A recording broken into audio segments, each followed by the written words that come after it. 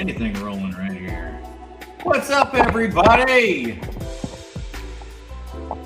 Welcome back. How is everybody doing? It's another TikTok Trash Tuesday, everybody. Holy crap, and happy Cinco de Mayo for all of you who celebrate, and who amongst us doesn't? Because come on, let's be honest. It's just like St. Patrick's Day, isn't it? It's really just another excuse to drink. It is. It's just another excuse to drink. That's fine. And you know, who doesn't want an excuse to drink at some point? You know? I know I certainly do. So how's everybody doing? Hope you're doing great. Howdy, howdy, howdy, howdy to you for that one. What's up? What's up?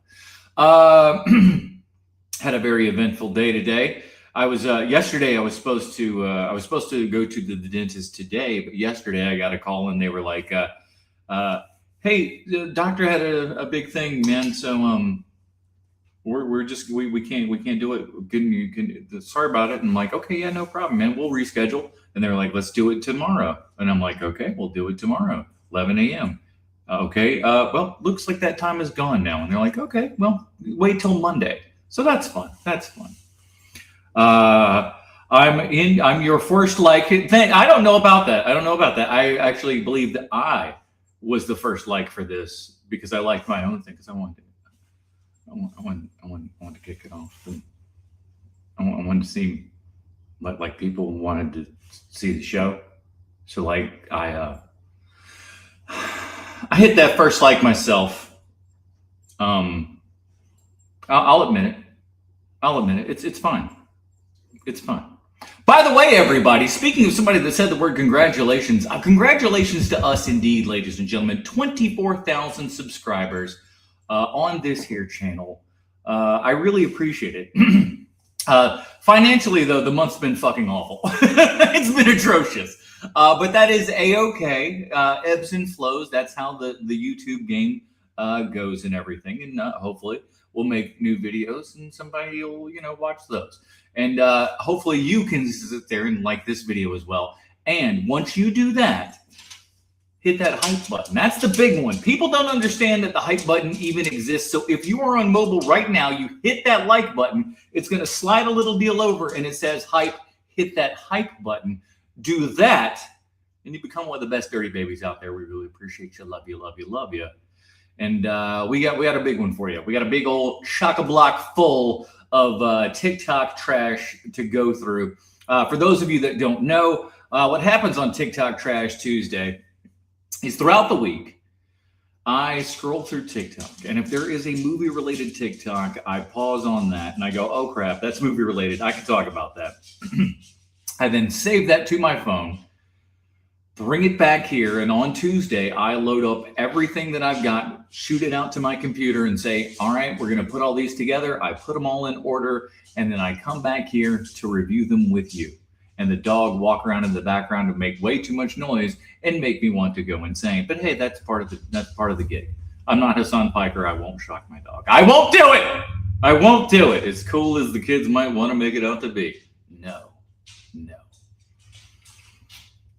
Yes, this is we are having a little bit of drinky poo tonight on account of the Cinco de Mayo. I had myself some tacos, and not just regular white people tacos where you just browned up some ground beef and stuff like that. No sirree, Bob. No sir. No sir. I marinated chicken in my kind of garlic and chipotle in adobo sauce and everything. Marinate that. I think I did it like 2 days, almost accidentally for 2 days. Then I made that up and put it on some tacos and a little bit of cheese in there, a little bit of sour cream and whatnot. So it's been a good Cinco de Mayo so far, and hope you're having a good time as well. Let's get into it, gang. TikTok Trash Tuesday 41. Let's get going. Get on the right damn one. There. Well, here we are. Yeah, another major. I forgot to do the change. I hope you haven't been listening to my fucking. Oh my god. Have you been listening to the? Oh my god. I'm really gonna.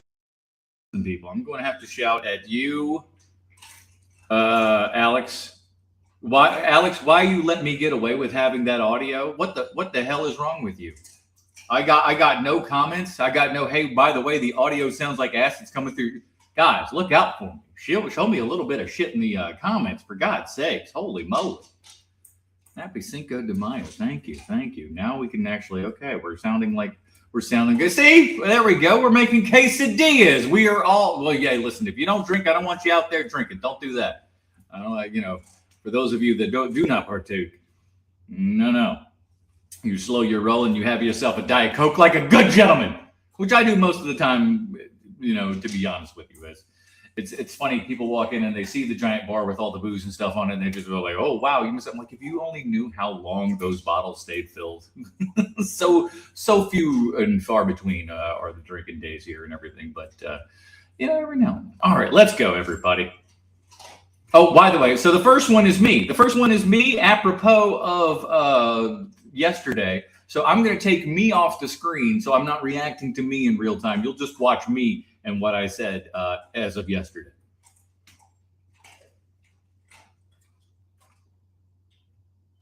Well, here. Damn it. Hold on. What the fuck is even happening here? Hold on. Something is... My sound is not going well. One more time. Sweet Jeebus.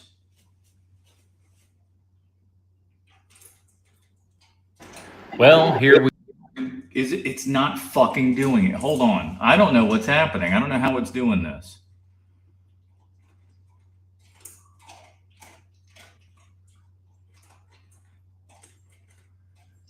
Give me just a sec. I'm sorry, gang.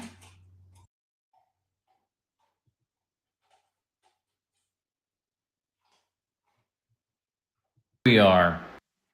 What the hell?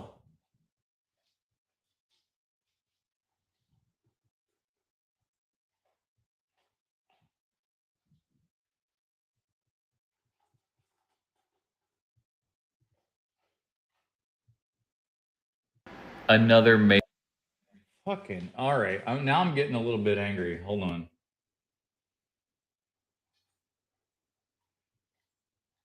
No kidding.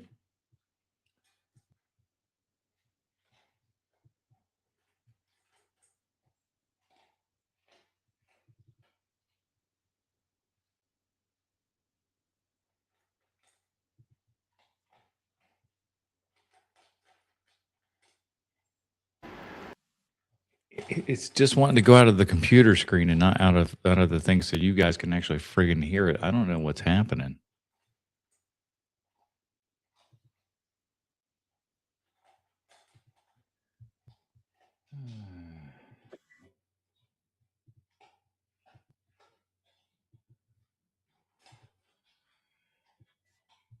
All right, hold on.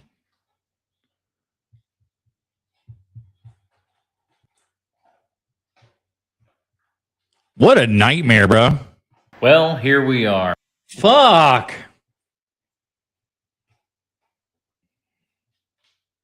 I've never had this happen before.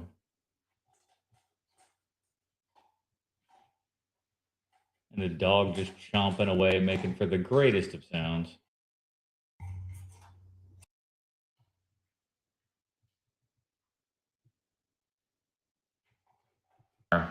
Another May 4th. You know what? All right, now I can't hear anything. That's not good.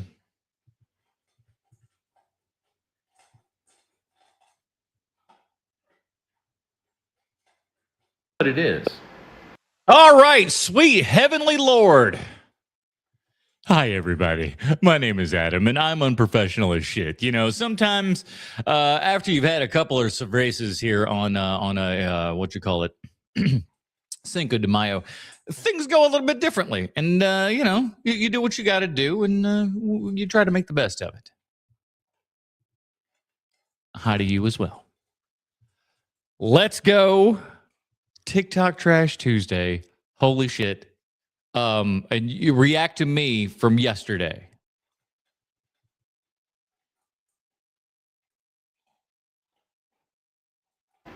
Well, here we are. Another May 4th. You know what it is. This day is stupid.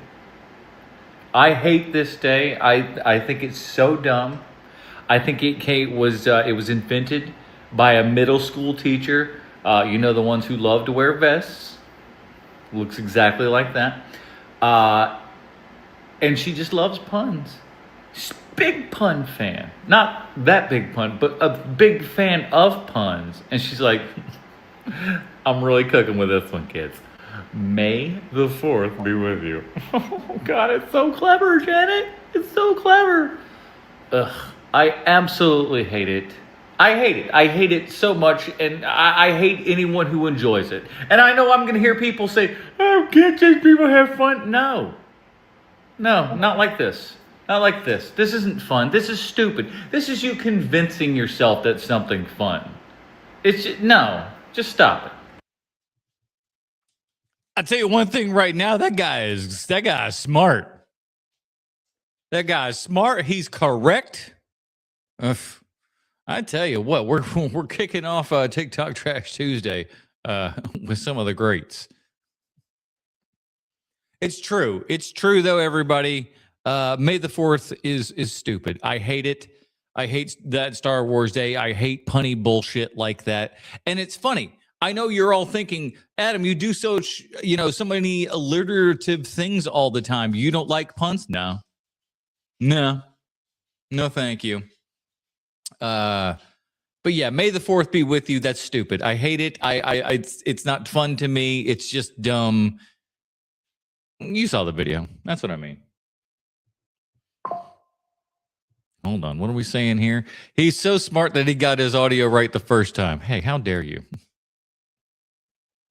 Darn, was hoping to see you calling yourself an idiot. Well, listen, there are so many other times that I can and do call myself an idiot. So, don't tempt me to get started because, boy, howdy, I will. All right, what's next? Cool World is one of the most underrated movies visually that did that thing that movies did back then where they combined 2D animation and real world people. I saw this girl recently, and this was the first video of hers I saw, and I watched like maybe 10 more seconds or so. She seems really great and is putting together these very cool little kind of video essays here in short form and stuff like that. Really, really cool. So I'm excited to check this out. This is day 8 of finding niche artists that define their childhood. And I've got a couple more of these throughout this TikTok Trash Tuesday. That's because the algorithm just goes, oh, you like these? And I say, yes, I do.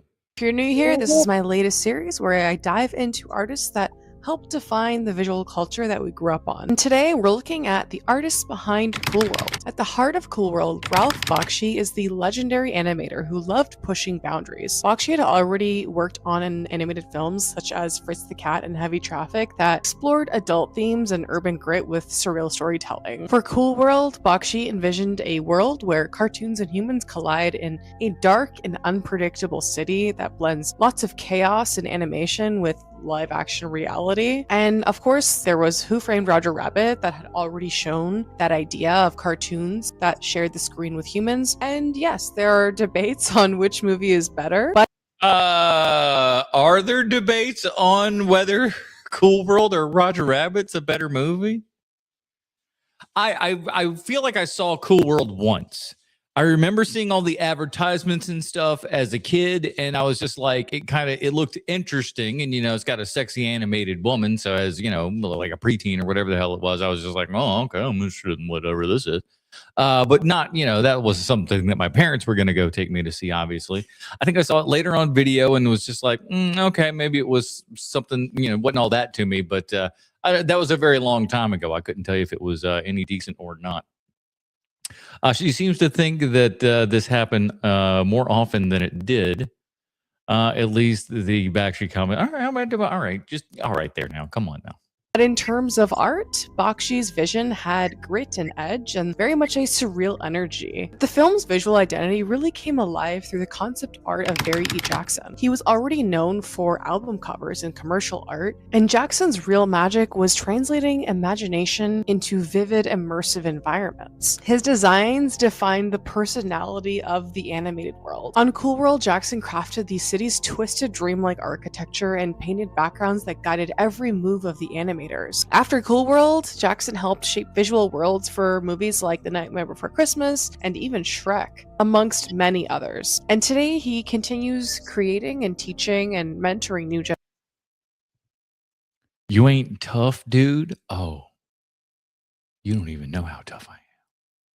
You don't even know how tough, buddy. Generations of artists. His YouTube channel is a Bad. You remember that? treasure trove of all of his past work, so I highly recommend checking it out. Cool World blended adult themes, surreal environments, and experimental visuals. Even if it was misunderstood at its release, its artistic ambition remains a masterclass in vision and collaboration. If you really love seeing how films combine creativity, risk, and bold visuals, I really think this one deserves a second look, and a lot of credit to the artists who made it real. I believe that's true. It's just that video alone made me kind of want to go back and rewatch that movie. It's been a minute, so why not? Are you tough enough for the Fabulous Thunderbirds? I don't know about that. Who's that tough, right? Banmu? Sure. I'll tell you what. I'll do this. I will. I don't know how to do this. Hold on. You know what I need to do? Hold on. Give me half a second here, because I've never done. This is something that I haven't done before, and I need to do at some point. And that some point is now. That some point is now.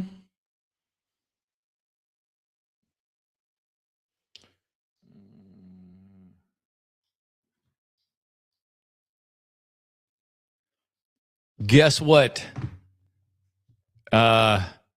MVD, you're a moderator now. Send this man to the nether realm.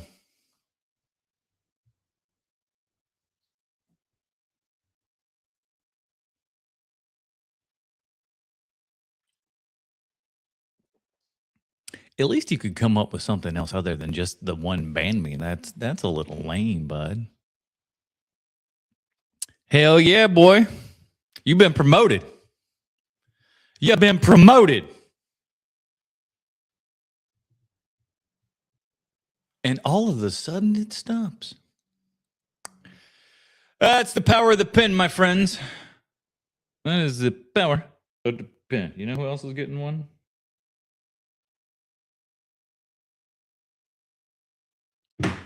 Two mods now. Suck it. All right, here we go. Guess what? Guess what is happening? Next video, let's go. One of my favorite Mel Brooks films could be considered underrated today in comparison to his other works, but I think that's a very true statement with what I just saw and what I imagine that we're about to talk about here. But yeah, I think it's one of the unsung ones. Yeah, I think I'm gonna have something for you right after this video. I want to watch the video. We're gonna talk about it. Stick around, because I'm going to go over to the other room and I'm going to come back with a special treat. at the time of its release, it was actually considered one of his critical best. I'm talking about 1976's Silent Movie. After the success of his popular genre spoofs Blazing Saddles and Young Frankenstein, Mel Brooks wanted to parody Charlie Chaplin, Buster Keaton, and the entire genre of silent films through a meta look at the film industry. His idea? A comedy about a trio of Hollywood veterans on a mission to make the first silent movie in 40 years. The film starred himself as director Mel Funn, Dom DeLuise as Dom Bell, and Marty Feldman as Marty Eggs. Using his star power, Brooks made sure to pack the film full of famous cameos, including Liza Minnelli, James... Hey everybody, it's Liza Minnelli. Are you really sad that they won't let me talk in this movie? I really wanted to talk in this movie, but they said you gotta keep it quiet, Liza.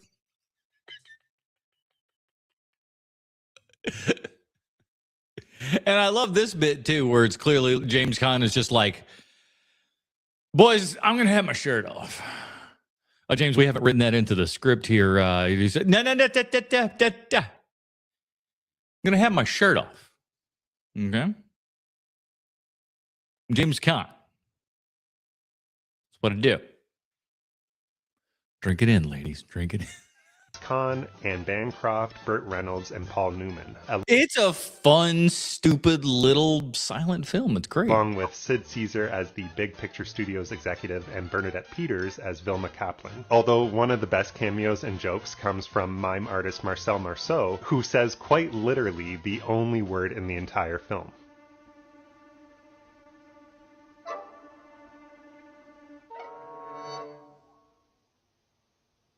No! The film follows Mel, Dom, and Marty as they attempt to recruit big stars for their silent movie to save Big Picture Studios from a takeover. Hijinks and misadventures ensue with plenty of slapstick. Interestingly, the character Mel's journey to prove that a silent film could make money in the 1970s wasn't unlike the real Mel's journey making this movie. Although they greenlit the movie, 20th Century Fox was wary about putting a silent film into production without any safeguard. And I mean, could you blame them? I mean, there's a group of executives and stuff who will look at somebody that wants to do a black and white film and look at them and say, listen, shoot it in color, and then we'll put it into black and white, and like we'll do it in black and white, but just shoot it in color just in case. You know, because if you shot it in black and white, there's no going back. But if you shoot it in color, you can throw it into black and white. But you know, if you know anything about, you know, color science and stuff like that, it's never quite the exact same thing, especially once you get into the film realm of all of it. But this isn't like that. This isn't like bringing out a black and white film. This is bringing out a film where no one speaks the entire time, save for the one Marcel Marceau that you just saw there. Tough sell. But I mean, if there's anybody who could sell something like that, Mel Brooks is that guy. Requested that Mel record audio just in case. Mel refused and banned the use of microphones on the set of Silent Movie to remove that as an option, saying it was like being asked to bring television cameras to a radio program taping just as a safeguard. In the end, Mel won, and Silent Movie remained silent, for the most part. No! Great movie, and another great thing, stick around, I'm going to be right back, hold on. I don't want to leave while I was thinking phone.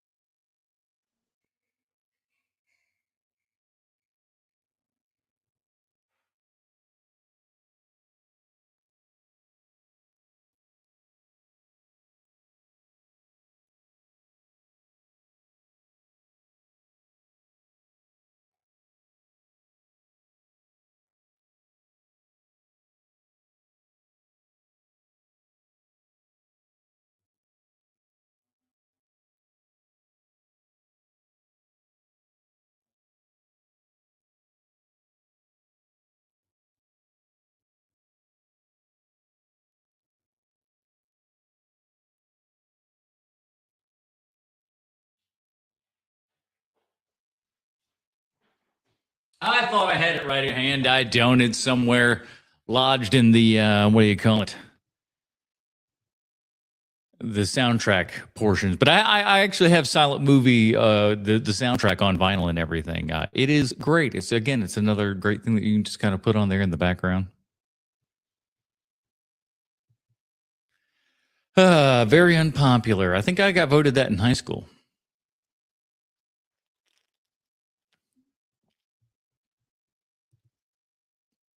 Certain movies should only be watched on VHS. Ladies and gentlemen, I want your opinion on this one. I'm a little bit divided. We'll listen to Matt's opinion here and everything. See where he's coming from. But there are a group of people who would prefer to watch something on VHS as opposed to DVD, Blu-ray, 4K, or things like that. I've never quite understood it. I mean, I can understand to a degree certain things because I've done them before with groups. We've had our VisArt video group together. We would do, what do you call it? Man, the alcohol's going to the head real quick tonight. We'd have these kind of potlucks. We'd have these VHS potlucks, right? So everybody would bring a VHS tape of a movie that they haven't seen, and that was the key. Is you have not seen the movie that you are bringing to the party, right? And they put all the videotapes out there, and then everyone looks at them and says, I haven't seen this movie. But if someone has seen that movie goes out of contention, and you vote still from the rest of them. So then once you get all the ones and no one has seen any of the movies that are on the table, you then vote on which movie you watch, and that is which movie that you all watch together for the first time as a group on VHS. It is an absolute amazing time.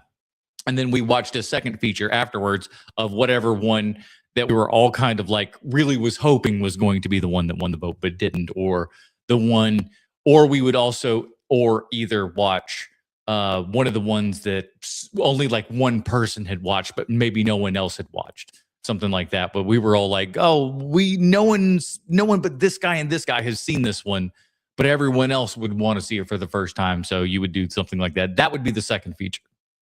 And then after that, we would go to the bar and we would get drunk at the bar and watch, Battleship on mute at the bar. Battleship or Kung Pao Enter the Fist, I remember, was one of the movies that was playing up at the bar and everything. So that would be our entire evening, is a double feature on VHS and then getting drunk at the bar watching Battleship on mute. Thank Christ. And I don't even mean movies that are only on VHS, so you have no other choice, or movies that are rare and sought after on VHS, so you kind of owe it to yourself. See that History of Violence right there? That was the last VHS released in mass quantities. That was printed out, all that kind of jazz and stuff like that. So, for whatever, I think it's a stupid. It's an internet reason why that videotape has now become more super valuable and everything, because whatever. It's like, oh, it was the last one they ever did. It's like, yeah, they printed a gajillion of them too. To watch it in that format. I'm really talking about movies that strictly should only be watched on VHS. It only makes sense to watch it on VHS because I think ultimately. Oh, like Black Devil Doll from Hell, because that looks like it was shot on VHS. If you're not watching that on VHS, I don't know what you're doing. But if you're watching that on VHS, you may be in some kind of a cursed house. Some people, they just can't wrap their mind around, like, well, why would you want to watch a movie on an inferior format? Yes. Well, it depends on what your intentions are. If my intentions are to be blurry and go like, what's going on, man? Then VHS it is. The obvious answer is always going to be horror. Of course, there are slashers that it's just like, this just feels correct to be watching this on VHS. And if it's an X rental, even better, because it fits in with the idea of like horror is taboo and immoral. So I would also submit like a raunchy comedy like a Porky's. And if the case can be a little beat up and worn, that also adds to it. That's true. That's true. I agree with that. And if Porky's kind of looked a little shitty, you wouldn't really care because it's Porky's. It's a dirty, skeezy kind of movie anyhow. Or something really stupid like Hamburger the movie with a nice painting on the front. You want to be. Which is better, everybody? Hamburger the movie or Hot Dog the movie or Fart the movie? Everybody forgets about Fart the movie. That is a real movie. Holding that in your hand and looking at that image while you're watching. Hold on, let me make a.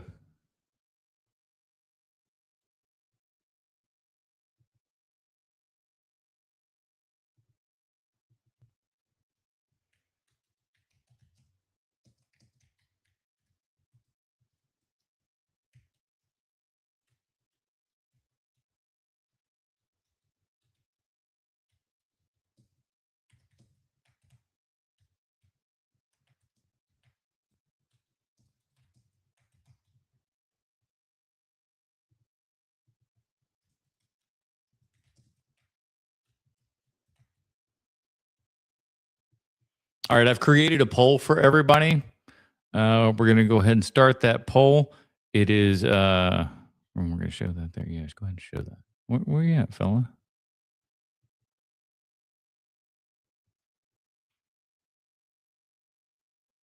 Oh, well, go ahead and fucking stop that. Okay, here we go. Here's your poll. Which is better? Hamburger the movie, Hot Dog the movie, or Fart the movie? Place your bets below, please. this non-stop crap-o-rama. But the movies don't have to be antisocial. There are just mid-'80s adventures that belong on VHS. Something like The Legend of Billie Jean. This sounds correct with an analog hiss. And some people might say The Goonies, I mean, maybe, but I feel like The Quest is much better on VHS than any other format. I think like your best of the bests and stuff would be a good a VHS kind of watch there and everything. That's how I remember watching them. Bloodsport for sure. Bloodsport for sure. I'm gonna say Bloodsport's number one. I'm gonna say Bloodsport's number one for me, just on account of, well, I'll say Bloodsport's like number one. Child's Play 2 specifically is number two, because I think Child's Play 2 would look better if you had like if it's like a little more shitty, a little more dirty and blocky and whatnot. I think that would actually kind of help that and whatnot. I think that's not bad. That's not bad. You know, because The Goonies is a perfect representation of the mid-'80s, but it was also trying to be a pirate. Wait a minute. Hold on. Okay, hold on. I want to see something myself here, just because this is new to me.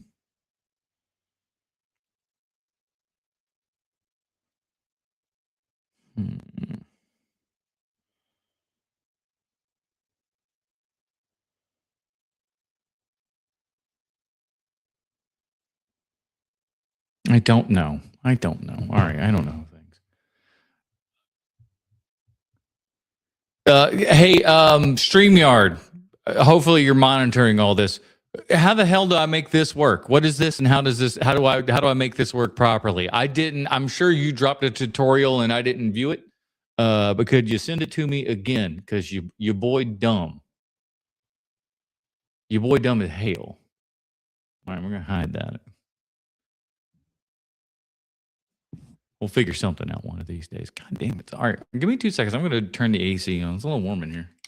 And it's also the booze. I'm not going to lie to you.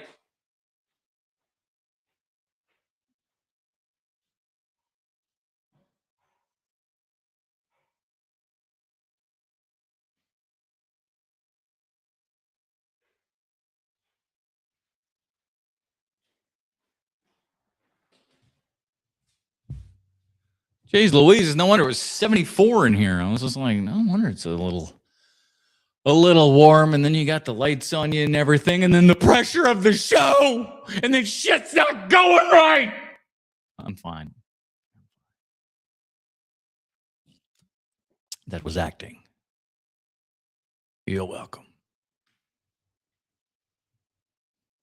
And see.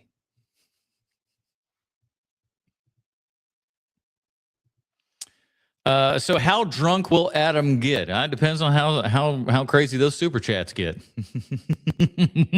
All right, I gotta stop.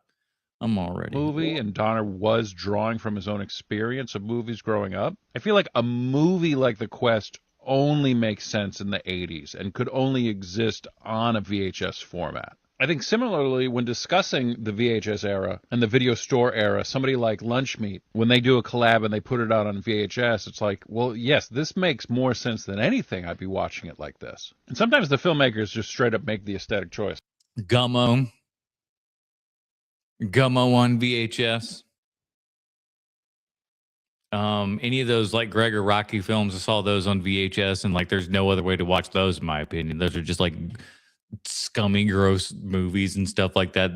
They all, some of them are neon but still look gross. It's like The House of the Devil. They released this on VHS. Hell yeah, they should too. That movie was straight up just like old school 80s horror, slow burn, looked absolutely beautiful. I love it. This was their intention. And even like a movie like Lisa Frankenstein, where the filmmakers didn't intend it to be watched on VHS, the people made that decision for them. And you can get a copy of this on VHS. And it feels so right.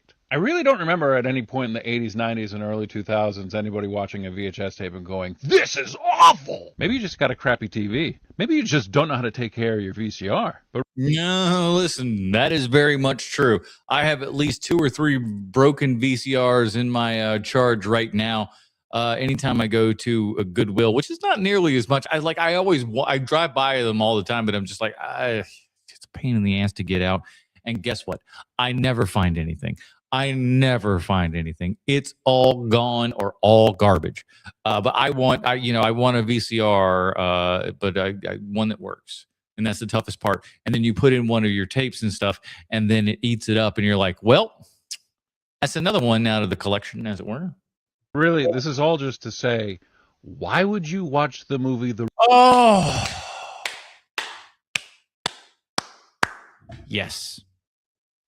100% yes. Why would you watch The Ring on anything but VHS? And listen, I want to get The Ring on 4K. It came out not too long ago. I heard it looks fantastic. But it's about a VHS tape, dog. Why are you not watching it on VHS? But I will say this. Having it, because I did not buy this on VHS. I bought it on DVD because I was that dude at the time. But I was living in Orlando. I had even in my apartment, even in my little 1-bedroom apartment, I had 5.1 home theater in a box surround sound from a Sony. It was pretty good. So much so that my neighbors complained every now and then. But I put on The Ring. I was like making popcorn or something. So I put The Ring in the DVD player in there and everything. And you know how it sits on a DVD menu. So it sits on this menu. And I think I finally sit down and I hear a telephone ring kind of in the background. What sounds like it's coming from the background, which was where my actual phone was. And I thought my phone was ringing, but it was the DVD menu itself. And which, of course, if you know, once you watch that VHS tape, the phone rings. Pick it up. The phone ring says 7 days. You have 7 days and you'll die. Really cool bit that you can never get on VHS. You could only get on DVD, where it just kind of does a little ring in the background. Very, very cool. Ring, either the original or the remake, on any other format. It literally makes no sense. Even seeing it in the movie theater, we're just killing time until we can watch it on the format that God intended, on beautiful magnetic tape. Now, I will say this. The one movie that I thought, there's a couple. I want to remember the right one, because there's many movies that have done it, and only one has done it really correctly. I want to say it was Unfriended. But there's one of these movies that takes place exclusively on the screen of a laptop. Right on a MacBook or something like that. So like right on a laptop. And so you zoom into everything from Skype calls to instant messaging and all this kind of crap, and they go back and forth, and they're telling you the horror story via this screen. And I thought the way to watch this, of course, would be, in the black on a laptop sitting right there. And especially if you know the ending of the movie. Yowzer. That would have been a good one. So that would be my vote for things like that. Let's see. One of my comic book friends is the psychiatrist. Hey. There's a version of Trap that is VHS. Like the Shyamalan Trap? Thoughts on the VHS horror series? I remember the first one, saw the first one, enjoyed the first one for what it was, liked it well enough, kind of the conceit and the idea of it all. I thought the shorts themselves were hit and miss. Some were better than others, but none I remember were awful by any stretch of the imagination, I don't believe. Then I saw the second one, and I don't even remember if I did. I feel like I might have seen it all the way through, but I might not have. I might not have even watched that all the way through. Maybe it was, I don't know. I just kind of stopped watching and just stopped caring. I heard a lot of people say it's good stuff, but I don't know. I have 3 VCRs on the floor near me. If no idea if any work. That's the gamble, man. Is you turn that on and you just put in a tape, and you better hope that that's not a tape that you want to keep, because there's a good enough chance that it's just going to eat it up and spit it out, and there's not a damn thing you can do about it. Tommy Wiseau's The Room only on VHS works. No, my friend, I've seen it in the theater, and that's where it is only to be seen. I've seen The Room in the theater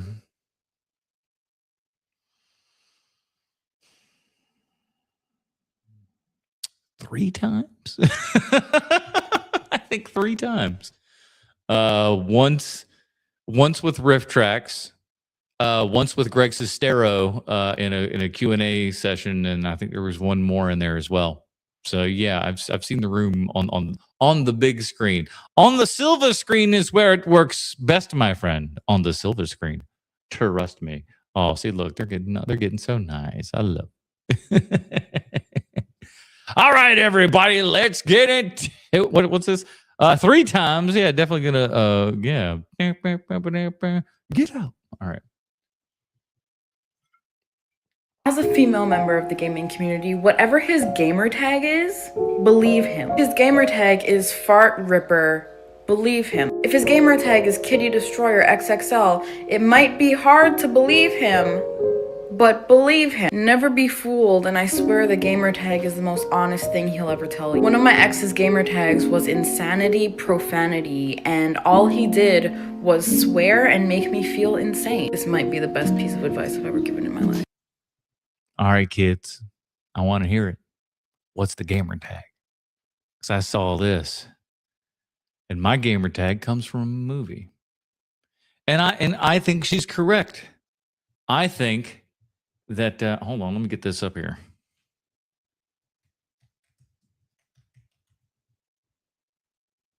I think she's correct in that a movie, or that like your gamer tag, says everything about you. And you want to know what my gamer tag was?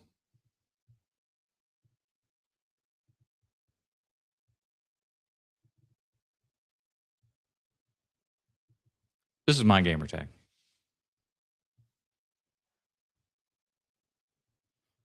Shaolin Dolomite. I don't think I have that one anymore, but like, I think when I first got like Xbox Live, yeah, Shaolin Dolomite, that was the one. So yeah, we're exactly like our gamer tags. Exactly. What are the Oh. Ambiguous Golden Lion. Or am I saying that right? Ambrosius? We're just calling you Lion here.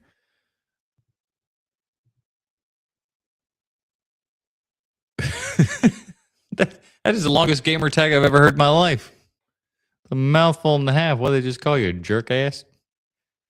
Top horror franchises, best of worst, part 3, and we're going to be celebrating this young man in maybe a video or two. So hang on tight for that. But what you got for us? best and worst movies in the following horror franchises, part 3. I don't know how many more of these we can squeeze out, but let me know which franchises you want to see done next in the comments. In terms of Romero's Dead franchise, Dawn of the Dead is the absolute peak. I know most people will believe that. I still believe it's Night of the Living Dead. I think Dawn of the Dead is too long, too bloated, too self-absorbed, and it was the moment that George Romero decided, I'm going to be the message guy. I feel like his first movie, like, he kind of backed in to a message, and then was like, yeah, that's what I meant. I was doing it because of this, not because Dwayne was the best actor that could be found, but because, because I'm a good guy. I feel like there's revisionist history there. And then I feel like he's been kind of trying to do that and overdo it ever since then. And so that's when Romero, in my opinion, got preachy. And Dawn of the Dead is where he got preachy as all hell. Where it's just like, dude, we're 30 minutes about how consumerism is bad, and say what you will about Zack Snyder, and God knows we can. But the man gave us that whole bit about consumerism in about a minute and a half with a Richard Cheese song, and we got the same idea that consumerism is bad. All of these things in these times, blah, blah, blah, blah, blah, blah, blah. We got it within the span of 90 seconds and a fun little song and some a little montage, if you will. We didn't need 45 minutes of being beat over the head with it as George would, do. The mall setting is truly iconic. One of my go-to Oh, the worst is anything past those two. I hate Land of the Dead. I didn't watch any of the other ones. I can't tell you. I stopped with Hopkins in Land of the Dead, just chewing on scenery. It was just, I couldn't do it, man. I couldn't. I'm like, no more, no mas. horror movies. Would anyone argue that Diary and Survival are the worst movies in this franchise? If I'd have seen them, but I ain't see them because I ain't that big a dummy. So bad that that's not even worth picking between the two, but I guess I'll go with Survival as the worst. In terms of paranormal activity. Ooh, okay. Paranormal Activity, this one's easy. Number 3 is the best. Number 4 is the worst. Simple. With your best runner-up being the marked ones. I actually think the third one is the best. It's the first to introduce and delve deeper into the Coven angle. Yeah. But it is the second to go deeper in the lore, and that was what was so cool. Was 2 was a prequel to 1, and 3 was a prequel to 2. So like you kept going deeper, you kept going one layer, and what seemed like just kind of this very surface level thing in the first Paranormal Activity, then morphed itself into this kind of big giant lore thing. And then in number 4, as perhaps he'll talk about here in a moment, things fell off. And they were just like, we kind of tangentially touch on a little bit of stuff, but it never really brought anything else of significance to that lore. And then 5 comes out and we kind of get back on track with stuff. And the Mark ones was the one that makes you go like, what the hell is going on here? They did one more. I ain't watch it. I couldn't tell you about it, but it was the marked ones there that made me just go like, is this franchise back? Could this franchise be back? It might be back. Which is easily the most intriguing angle of this entire franchise. The worst is Ghost Dimension, and it's not even part. Oh, no. Ghost Dimension's better than 4. Ghost Dimension's better than 4. Ghost Dimension's not great. I saw that one. It's not great, but it's better than 4. It's better than 4. 4 doesn't need to exist.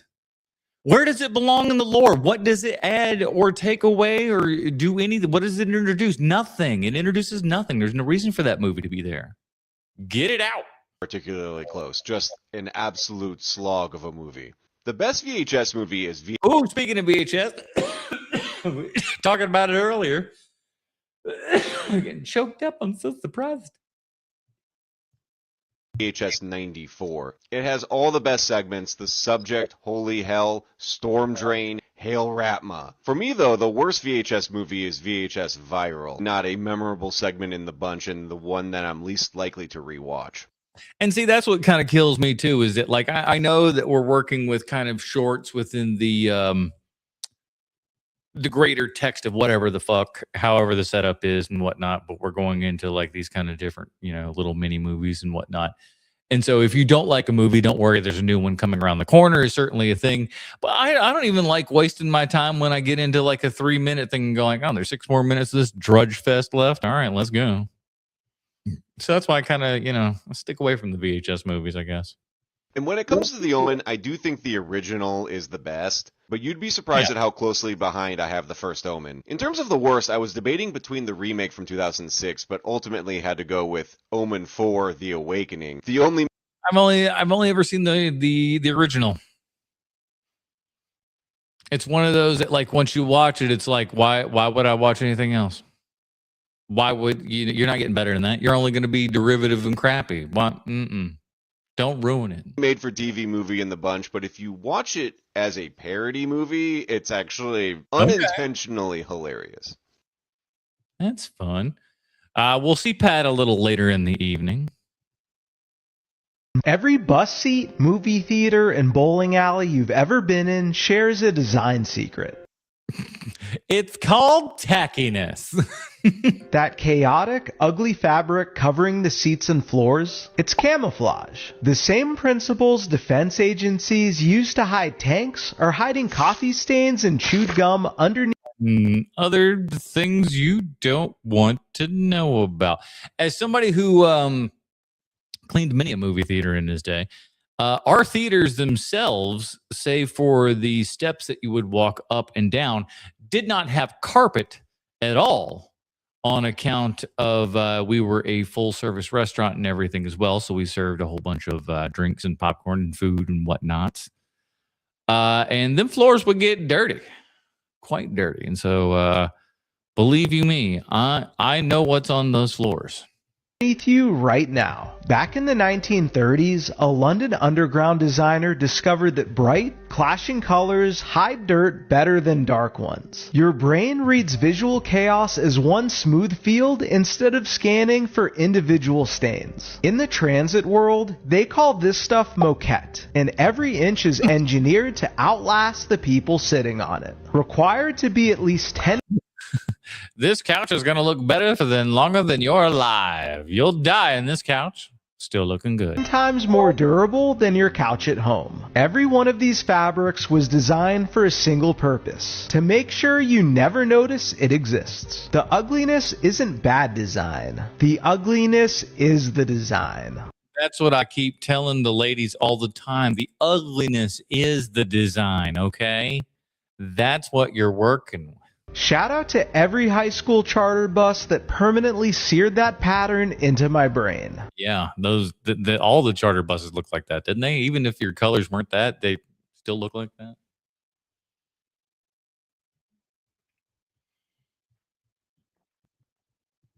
Let's see. Truth, my gamer tags have been oh boy. I can't pronounce any of your shit ever, buddy. Draco Lynx, Trillianus, the Closet Dragon, and now Head Games with a Z no less, with a Z. You've never seen Dawn of the Dead. I do believe it's worth seeing. If you see Night of the Living Dead, Dawn of the Dead is certainly worth seeing, and I would even say Day of the Dead is worth seeing. But they go like this. They lower in quality. They just do. What about Sam Neill now? Thank you. I try. Has streaming ever saved a film from obscurity?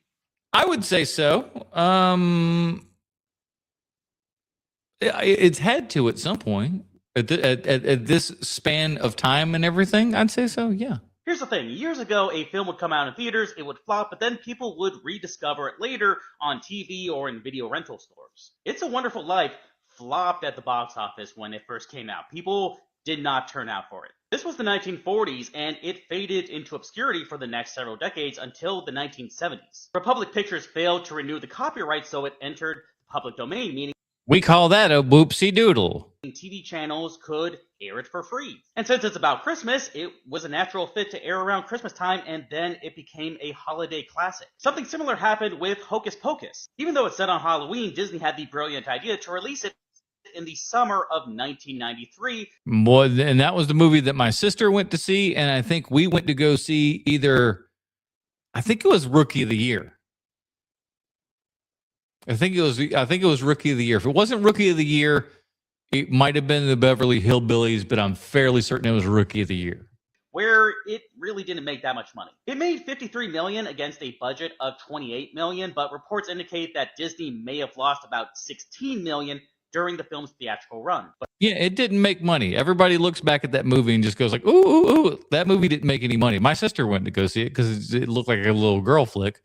But that was it. We went to go see, whatever it's either Beverly Hillbillies or whatever. Then Disney started running it on ABC Family and Fox Family around Halloween time, and it became many people's favorite Halloween movie. Maybe that's the key instead. You need a and nothing frightens kids more than Bette Midler. Am I right? movie kind of centered around a holiday that can then run around that holiday and people will rediscover it. I know films like Madam Web will flop at the box office, and then when they get put on Netflix, Madam Web will one day become one of the greatest known films of all time.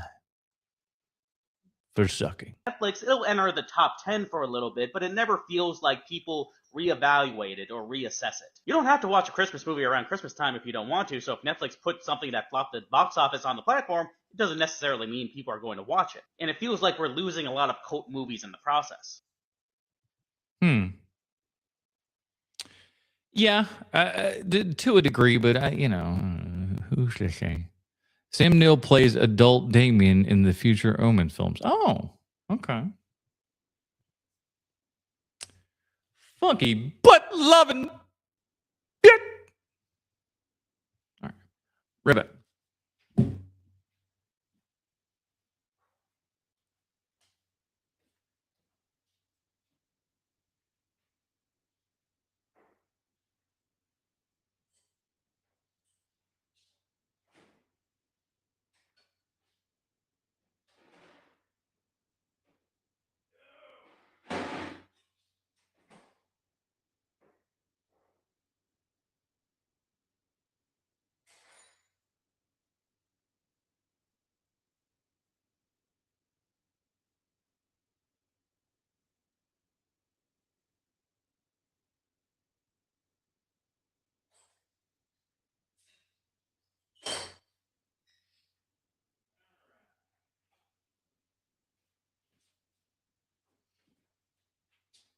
Okay. All right. All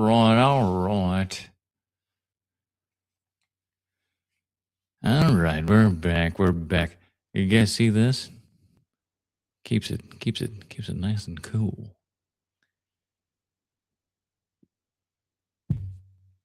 All right. Olay. Thought we'd keep with the theme of the evening. I was sent screeners for 2 indie horror films recently, so let's talk about them. Let's do. The first of which is Monkey's Magic Merry-Go-Round, which will be available to watch on Screambox May 19th. And this is basically if Mr. Rogers' Neighborhood was one of the 9 circles of hell. Subversive, disturbing, and genuinely gnarly as fuck at times. Like, there's a 20-minute torture scene towards the end that is hard to sit through. Genuinely enjoyed this, but I did think it overstayed its welcome a little bit. Wow. It would have been better served as a short film, but all in all, if you enjoy shit like Meet the Feebles or Mr. Crockett, which was on Hulu a couple years ago, this will be right up your alley. And the other screener I got sent over was from Victor over at RFN Pictures. His newest no-budget indie project is called Hellmare, and I absolutely fucking loved it. There's something unendingly charming about a group of friends that just love making horror movies together. Big time trauma vibes in terms of the handcrafted DIY practical effects, but also from a humor perspective as well. But much to my surprise, they even got Lloyd Kaufman to appear as the creepy ass grandpa in this as well. A real meta horror concept about a movie within a movie within a movie. I wish I could tell everyone where to go watch this, but unfortunately they're still looking for someone to distribute this. So instead, bookmark this video and keep an eye out for this to release sometime in the near future, hopefully. I have never watched Airplane before. All right, sorry, I'm sending a picture of that movie to Bruce because he's Mr. Low budget can do flick, and he needs to get in touch with some folk. Kurt Russell is so damn good in Christmas Chronicles. I didn't see that one. I heard good things. I think we almost watched it for H&P one week. The trailer looks amazing. Watching Airplane for the first time. I wonder if the jokes were going to be stale because perhaps he's heard them a whole bunch, or if it's gonna just kind of ring fresh and brand new, or maybe he's just so young that none of those jokes have hit his zeitgeist. Who knows? Before, and I'm watching it right now. Oh! Cream? No, thank you. I take it black. Like my man. Ah! This guy. They've cleared you of any blame for what happened on that raid. Isn't that good news? There is only one river. There is only one sea. And it flows through you. And it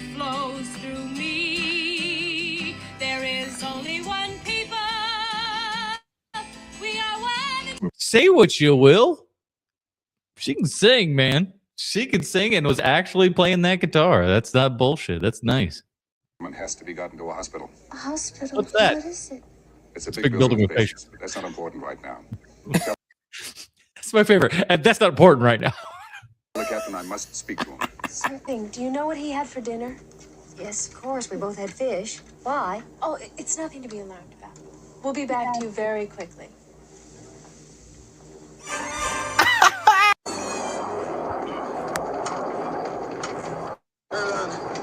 Automatic pilot. Automatic pilot. There it is. Oh, I didn't know Charlie Kirk was flying this plane. Passengers now arriving. Please have all baggage claim checks ready to show attendant upon leaving the terminal. Kramer hears about this. See, here's the thing. These movies, they still hold up. They're still good, even if you're a ding-dong watching it on an Apple MacBook here. The shit's gonna hit the fan. Oh, no.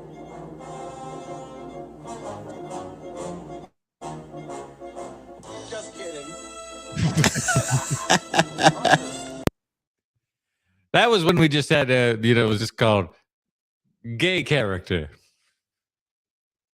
It's hilarious. Shut up.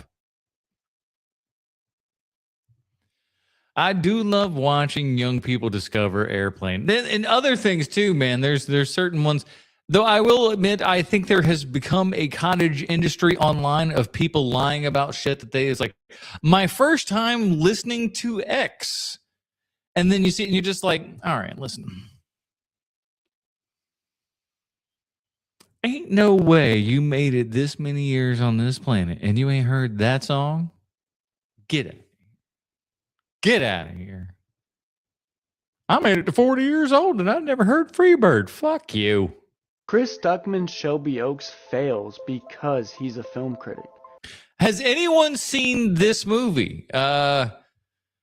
Chris Stuckman is a YouTuber, film reviewer, and stuff like that. I got to be honest with you. I find him boring as all hell. I'm sure he's a nice guy, but like his reviews, his delivery, for me and what I'm looking for is not my speed. It's not what I'm looking for in a review. It's too low key. It's too it's bland. It's bland, to be quite honest. And like, for somebody that's doing it at the level that he's doing it and stuff, you just want to go show your face, show your face, your excitement, that you're receiving those YouTube checks every month. Start making yourself feel like you're earning that, as opposed to just like, oh, here I am, guys. Yeah, it's another movie. It was good. It was bad. It was whatever. But it is the movie that I saw, and that's it. And it's like it's fucking boring. It's fucking boring. It's like there's nothing interesting to it. So, I mean, I wouldn't be surprised then that his movie might not be that wildly interesting, because his reviews themselves were honestly quite pedestrian and boring in my opinion. Now, obviously not because critics can't make good movies, but because he quite literally just took what he loved from other horror films and stole those ideas. Well, there's another guy that does that, and his name is Quentin Tarantino. And I hate to, say it, but look at the man's work. Kind of speaks for itself, doesn't it? So you can do that. You just got to be good at doing it. Shelby Oaks' lore has almost no original content, and it's a shame because the setup is promising and the direction is actually pretty good. I'd love to see Stuckman get another chance, but maybe let's hire a different writer. He's just like, homie, your words stink. I've seen a few Stuckman videos. Didn't know he made a movie. Yeah, he got one out in theaters and everything, distributed by a full ass company and whatnot. Yeah, it did what you might expect a movie of that size and level to do and everything. So, good for him. What movie do I have in theaters? Who am I? Who am I? Some asshole on the internet that nobody fucking watches? The answer is yes. I am that man. Today is my birthday, and to celebrate, I compiled a list of the scariest horror movies from every year I've been alive. Pat, happy birthday, my friend. We're about to go through 40 films, I think. I guess I didn't really think about that when I stopped this thing. But yeah, man. Happy birthday to you. I just had a birthday myself, getting up to the 44 myself, so hitting the double fours on you. So, hey, finally over the hill, as they say. Let's see what his top 40 is of the last 40 years. Do with this list what you will. Bookmark it, send it to a friend, argue about how you didn't like Skinamarink Rap about it on TikTok Trash Tuesday. That's right. in the comments. I don't give a shit. Here we go. Starting in 1986 with Poltergeist 2, I still think about the tequila worm scene on a regular basis. Anguish is the scariest movie you've never. Oh, Anguish is so good. I have not only seen it, I've seen it in 35 millimeter, and I own it on DVD.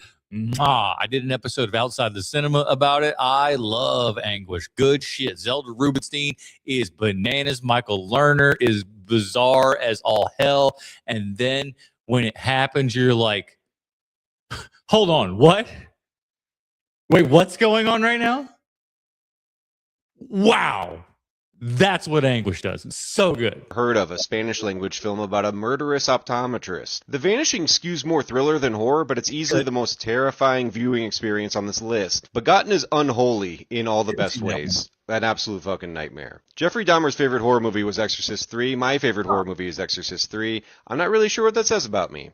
That's another one where I've only ever seen the first Exorcist. I heard the Exorcist 2 was so bad, so, one would suspect that Exorcist 3 would also be bad, but I've heard a lot of good stuff with it. Oh, I know this movie.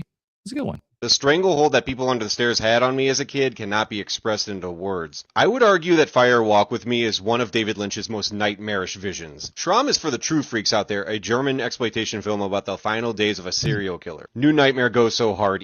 It's really, really great. New Nightmare is so awesome. Just that kind of like that meta horror thing that would just become that precursor to Scream and whatnot. Really kind of the dry run for Scream. But what a cool and neat and interesting idea. Gosh, it was so cool. Easily the scariest Nightmare on Elm Street movie. In a lot of ways, the fear walked so Oddity could run. No, like, seriously. Head of the Family may look like a goofy B movie. Oh, my Lord. We reviewed Head of the Family on H&P back when Bruce made us. So, check it out. But it is honestly traumatizing. Cure starts an epic run of Japanese horror movies on this list. The late 90s and early 2000s were literally shaped by J-horror. Because I follow this up with The Japanese Ring in 98, equipped to...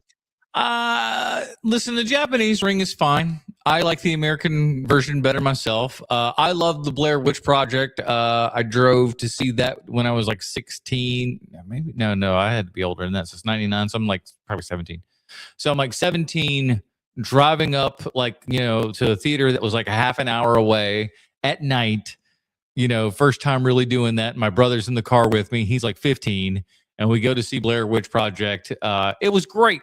It was a really great time. It was, the ending, I hate to tell you, is scary because I look at anybody and I say, watch that movie and then go spend the night in the woods. You won't do it. Departure to shout out the Blair Witch Project, the most you had to be there horror movies of all time. It really, then when you were in that theater, there was just something palpable about it. And the same thing happened with Paranormal Activity, where it was just like being in that theater and feeling what was going on. There's certain films where that just kind of happens. And like, I happen to have an audience for like Freddy versus Jason that was unbelievable. It was a second run theater and it was packed on 50-cent Tuesday nights. So sometimes you can just have that audience experience as well. Audition in 2000? This is your reminder, if you haven't seen Session 9, you haven't seen the scariest movies of the 2000s. Ju-on proved how terrifyingly simplistic an open-mouth death rattle can be. So good. Ju-on is great. The Grudge, which should be, as good, if not better, because it's, an Americanized big budget version of the original by the same original director of Ju-on, and it's not. It's not as good. With the rise of Korean horror as of late, let us not forget the greatness that is A Tale of Two Sisters. 2004's Creep is the only horror movie named Creep that I enjoy. It can't be understated the theater-going experience that was The Descent. I still haven't made it all the way through The Descent, everybody. I don't know what it is. Them is the scariest home invasion movie you'll ever watch. The Orphanage is way scarier than it looks. Oh, man, The Orphanage was so great. Remember watching that one in the theater? Sparsely populated as on paper. It truly had no business going as hard as it did. We couldn't make it this far into the 2000s without some found footage, and Lake Mungo is about as good as it gets.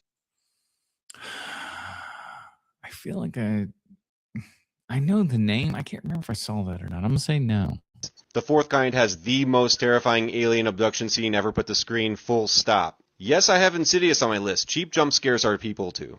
I hate that movie. I hated it. I thought it was boring. God, that was my biggest problem, is I thought it was boring. And Insidious was just boring. Paranormal Activity 3 is the best Paranormal Activity. Imagine Agreed. if they never made Sinister 2. We would just think, that one Sinister movie was fucking great. I mean, Up until that last second, the last second where it goes very 2000s, and you would get like a Limp Bizkit song or whatever the fuck it is. That's outside of that, just before that moment, it's like it's a perfect movie. And then they just go, one more scare. I'm like, you sons of bitches. it still is, but that second one is fucking ass. Curse of Chucky is the scariest Child's Play movie. I liked Curse of Chucky. I think Curse of Chucky is underrated. It's not an amazing film. It's probably the least of the Child's Play films. But it's worth a watch because it's interesting and it's different. It makes no real sense that a 6th movie in an installment would go this hard, but no, it just does. For my money, The Taking of Deborah Logan is the scariest found footage movie ever made. M. Night Shyamalan's The Visit is his comeback film. Unfortunately, The Visit is great. I like The Visit. I thought it was really, really fun. he didn't keep this energy going. Correct. Go watch The Wailing tonight. If you've already seen it, go watch it again. Damien Rugna's Terrified is the most appropriately titled movie on this list. Hereditary is the scariest movie of the 2000s. And it was one of those that absolutely lived up to it. Other people at the theater saw it first and were like, oh my God. Like people that, I wouldn't suspect. And they were just like, bro, like, all right, I got to see this, man. This it's freaking the normies out. I got to check this out. You can talk to a wall Blair Witch style if you don't agree. Empedagore is an Indonesian folk horror movie that is absolutely must watch. The Empty Man is the scariest COVID year movie that nobody ever saw. As is The Djinn. This is my go-to recommendation for modern horror movies that truly bring the scares. Yes, Skinamarink also made the list. No. Oh man, Skinamarink made me made me want to call a hotline. You know what I'm saying? I don't care that you don't like it. How the mighty have fallen when it comes to the Hell House franchise, but let us not forget that Hell House Origins absolutely rips. Oddity is easily the most scared I've been in theaters in the last decade. I think Bring Her Back was probably the scariest movie from last year. Agreed. That movie was so good, so frightening, so off-putting. There's moments where you're just squirming in your chair. It's so good. A feel-bad movie if there ever was one. And it's too early to tell, but Undertone is the scariest movie I've seen so far. I'm waiting for Undertone to come out on 4K because I've heard so many great things about the audio, which means I think I'm just going to go ahead and blind buy that bad boy because I need me a demo disc. Far in 2026. Good stuff. What have you seen so far, everybody? I do recall seeing a trailer for this. Look for halfway here. I'm not sure. Any dicks in your fridge? That doesn't mean anything. Good old Ted Raimi. Lake Mungo, Jerry. It might be. It might be. Lake Mungo is top 5 found footage. All right, that's a bold statement. I like that. I like that. Man, that knife, dude. Holy cow. If you're not just oh, man. Good grief. And that's when I was just like, all right, I'll watch that first movie that they did. And after I watched that Talk to Me, then now I'm just like, all right, whatever these boys do, I'm going to be on board with checking out what that is, because these guys make some stuff that makes you squirm in your seat, and like that's what I'm looking for. Something that's wild. Wow. There's no bigger dopamine hit than watching a movie and then going to log it on Letterboxd and seeing that it has less than 15,000 reviews. Sorry, I'm not like other girls. I'm a cinephile. I watch obscure horror movies on Tubi. Like, hey. And if you're into watching obscure horror movies, let me tell you something, kids. Tubi's the place for you to go. I'm going to do a video on Tubi. About how, spoiler alert, Tubi is the best streaming service out there. It's better than Disney Plus. It's better than Hulu. It's better than HBO. It's better than all that crap. It's better than all of it. Better than Paramount Plus. It's Tubi. Mm-hmm. And you know what that costs you? $0. You'll watch a couple of ads. Tubi, like its namesake, is like television. You watch it. There are a couple of commercials, less commercials than you'd find in television, to be quite frank. And that's it. It's fine. Nothing wrong with it. You wish you were me. Yeah. Watching them shitty Tubi movies. Tubi. 4 teenage boys, the worst kind of teenage boy. And that's true. 3 rows ahead of me in the movie theater. Uh-oh. Won't shut the fuck up. At one point, their feet are in the air. Feet famously go on the ground, and they're making farting noises. Shut the hell up. Did you bring this energy to them, madam? I hope you did. I don't think you did, though. That one teacher, now I understand. Shut the hell up. Shut up. And I should have gone, hey, oldie in the back, old. No.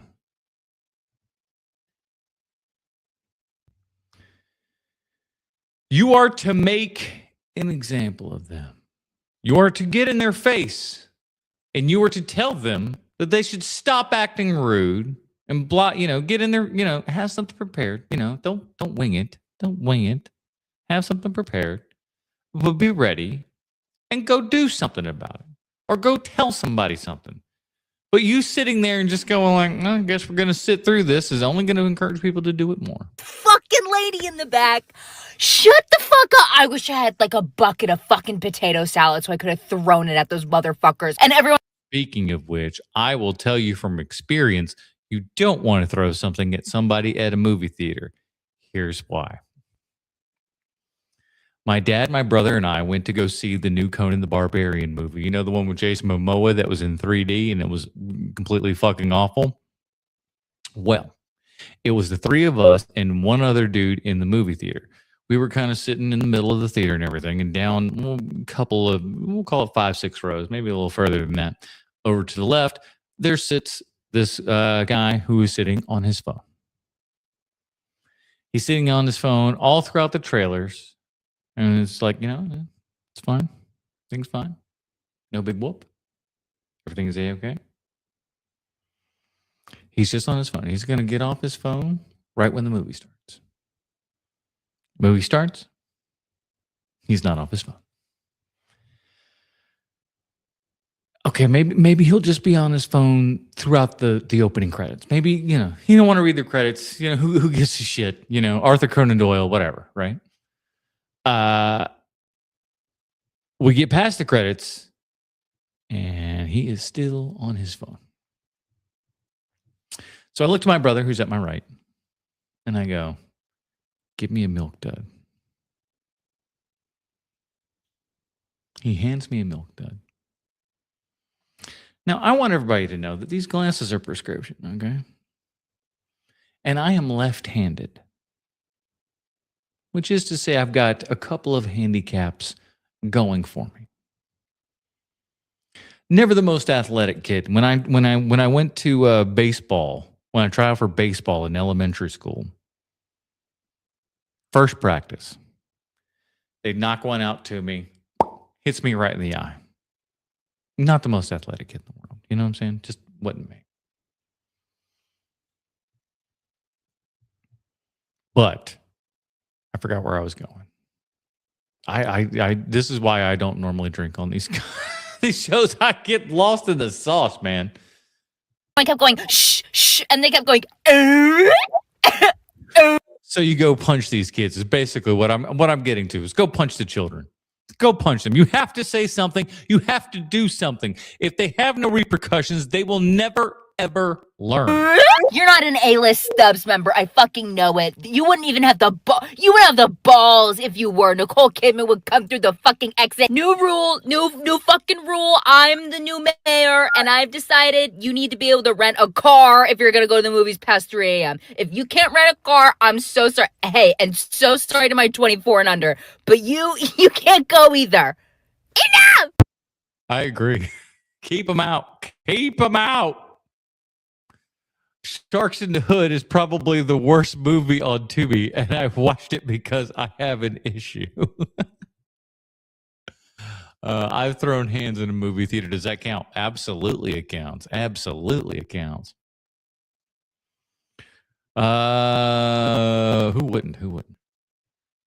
I got so many just, bad movie stories from times I've been in the movies to the times where I've had to kick people out of the movies and the things that have happened within the movies. I want to make almost a whole series on that of just like stories from the front line. Netflix spent the last decade blowing up the traditional TV business. Killing. That's the word. Killing the television business, killing the movie business, and it all started from DVDs. Isn't that a shame? Syndication, breaking the content ownership model, and helping push production out of Los Angeles and overseas. And now, after all of that, they're about to buy one of Hollywood's most historic studio lots for pennies on the dollar. And it won't do shit. It won't do anything. We keep talking about it week after week, month after month. It won't do anything.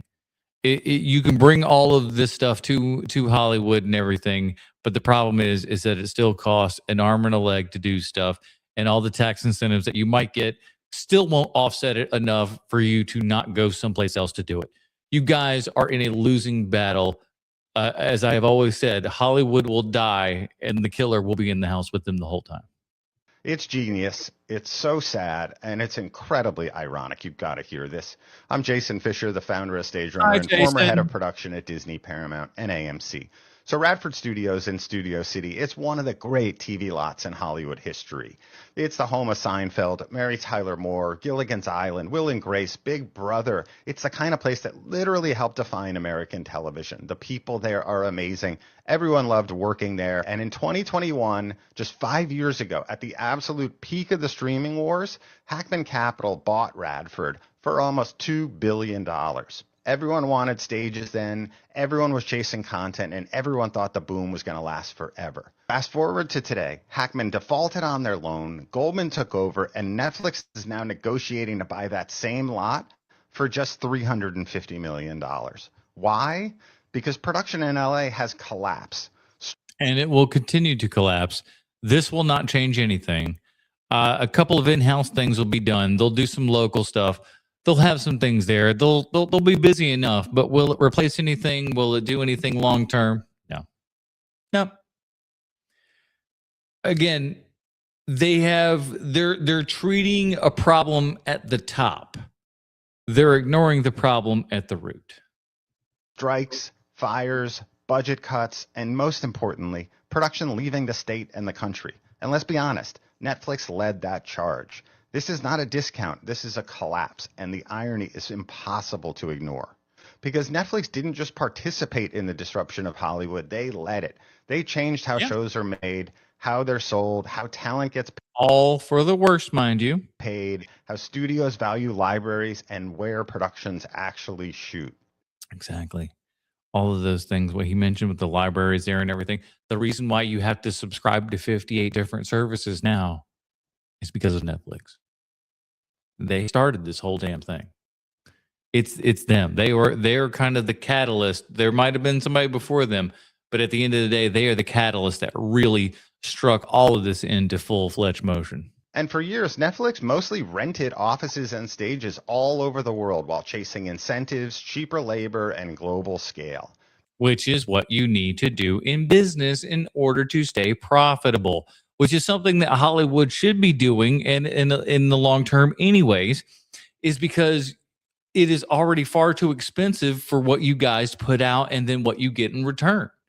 Again, this is another bell that I'm ringing here all the time. But if you shoot a movie for $200 million and it only makes $50 million, you can see where the math becomes a problem for your business. You can only do that so many times before you're, insolvent. But now, all of a sudden, the strategy is changing.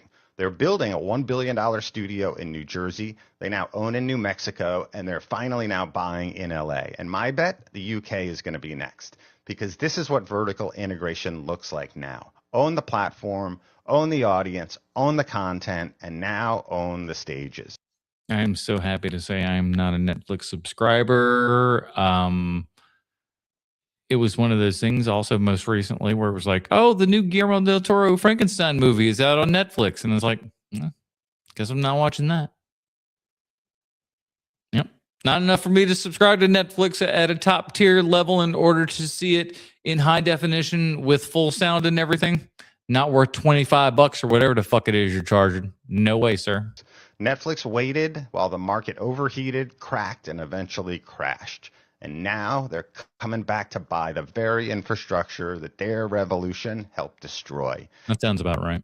It's brilliant business, but for Los Angeles, it's also pretty damn painful. And it won't solve a thing. That's the best part of all of it. Some jerk in an Affliction t-shirt. He sat down with his wife yelling at him until they left. Yeah, man. Those people are the best. There was a guy talking loudly on his phone during Van Helsing. I nearly went down and kicked his ass. Oh, I didn't finish my story. That's what I was doing. Thank you. You reminded me.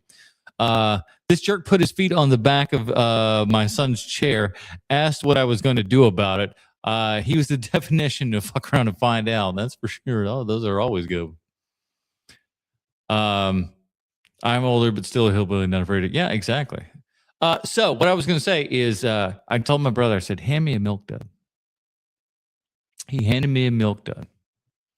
And being left-handed, I threw it down at him. That's what happened. I went to the story about how I was all uncoordinated. We're all coming back to the story. I throw this milk dud, and it hits this guy. Perfect. I wasn't aiming to hit him. I was kind of aiming just to kind of more like hit the back of the seat or something to just kind of like give him a little attention.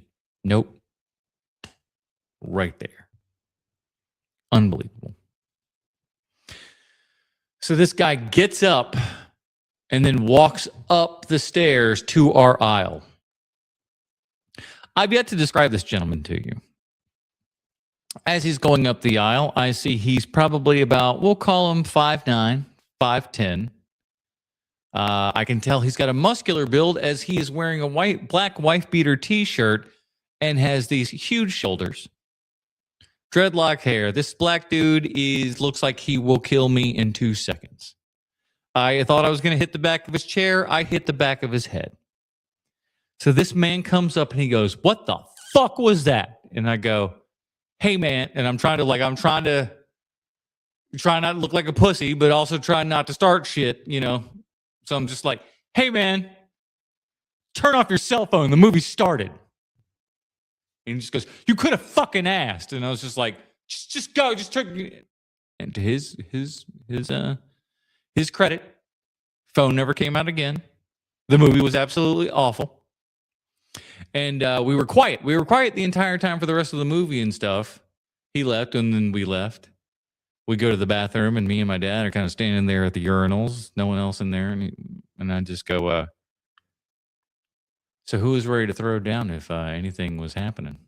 And my brother, who was a bit of a good old boy, said, "Oh, I was ready," and pulls out this knife that he has in his pocket. He was just like, if things went down, I was ready to go. I was just like, "Yep, this is why you bring the redneck brother around, just in case shit goes down."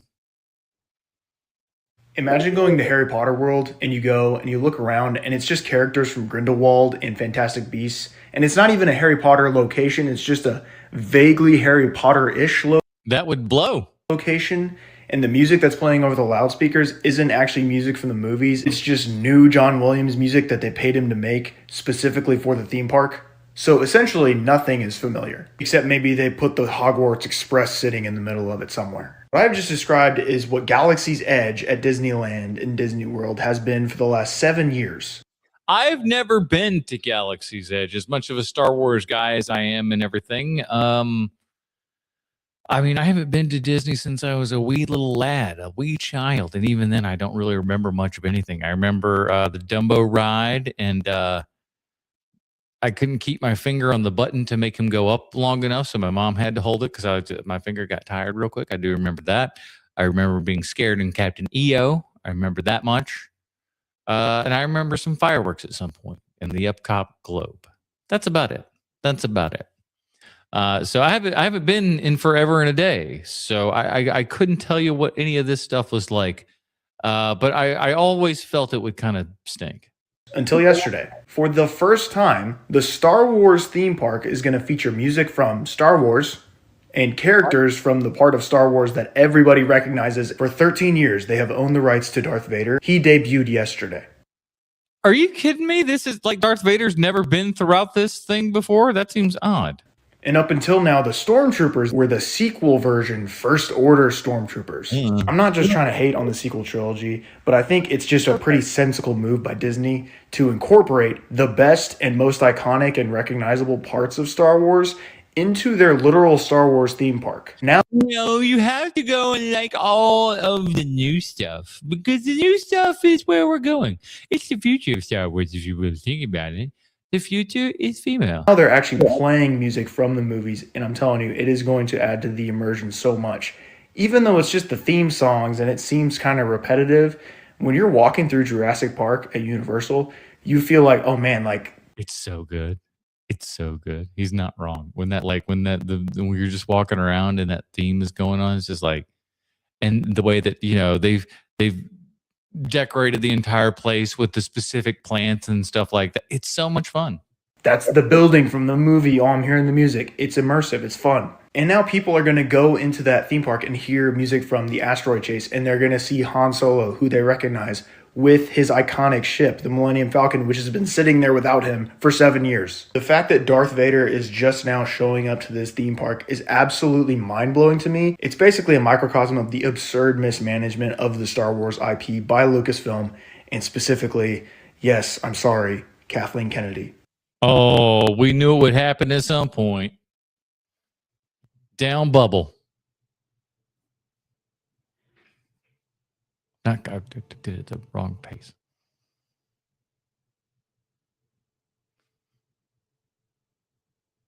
Oh, that is a bitch for your arms.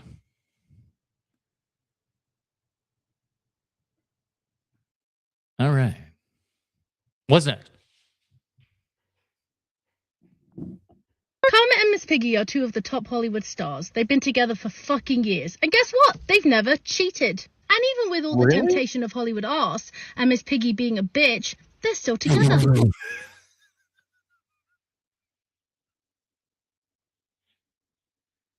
Here's the thing. She's not wrong. Miss Piggy is kind of a bitch. She's kind of terrible. And here's the kicker. I think I've cracked the code. It's because Comet is never hungry. Listen, this frog is basically having bacon for breakfast, lunch, and dinner. And Miss Piggy, well, she always ends up with a frog in her throat. Listen, I'm surprised with the amount Kermit loves bacon, he hasn't given Grover sausage a whirl. So the moral of the story, ladies and gentlemen, is don't ever miss a fucking meal. Listen, if I knew that this was going to be a British dirty joke, I wouldn't have put it into TikTok Trash Tuesday. I believe we're a little bit better than that, but apparently not. Apparently not. I feel like all straight men between the ages of 20 and 30 love Spider-Man, which Yes. is interesting to me because of all the superheroes, y'all picked a skinny boy in a leotard that goes, no judgment, just some food for thought. Okay. This doesn't have to do with movies specifically, but hey, there's 2 Spider-Man movies coming out with the Brave New World and Into Spider-Verse 3. So I figure we might as well talk about it. Let's talk about why Spider-Man is great and why everybody likes Spider-Man, especially guys. Peter Parker is, for the most part, a normal person. He's a regular guy. Nothing too special about him. He is smart, which is about the most special thing about him, is that he is a smart guy.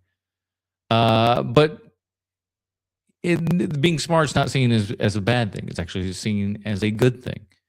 And Peter Parker reluctantly gets this superpower and realizes that, like his Uncle Ben said, with great power comes great responsibility.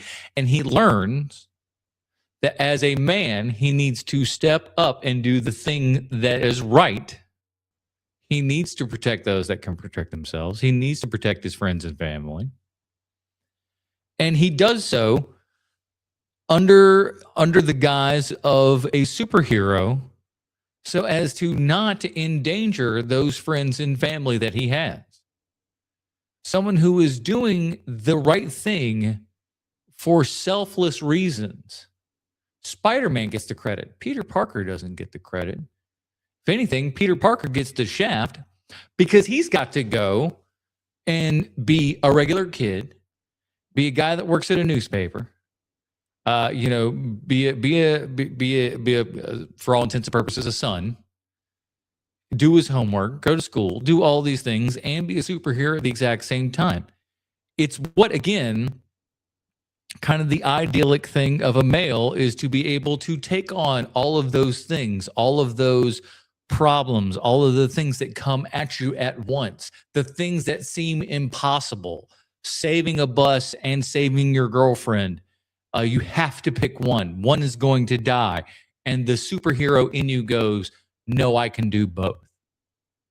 Doing that impossible thing. When you're given, an option that you can only save one and you have to save two because that's who you are, that's why we like Spider-Man.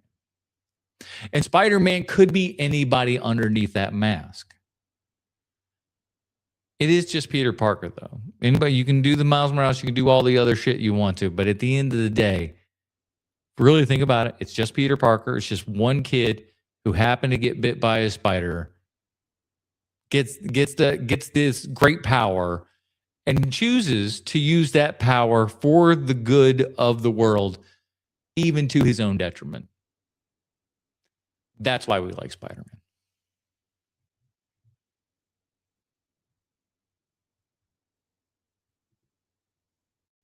Spider-Man theme in 60s is Canadian. It's Canadian?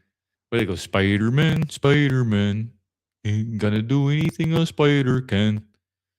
Spin a web any size, catch a thief just like flies. Hang on, here comes a Spider-Man. It's my Canadian Spider-Man. I never thought of Spider-Man, it's a thwip, as a gang sign. Thwip, y'all. Peter was everyman, and that's the thing. It was the everyman, and it was the everyman that you would strive to be. And especially, like, listen, in the 60s, having this nerdy kid be the kid that's the hero is awesome as hell. They sat there and they said, you know what? The nerd, that's the good one. It's a good thing to be smart.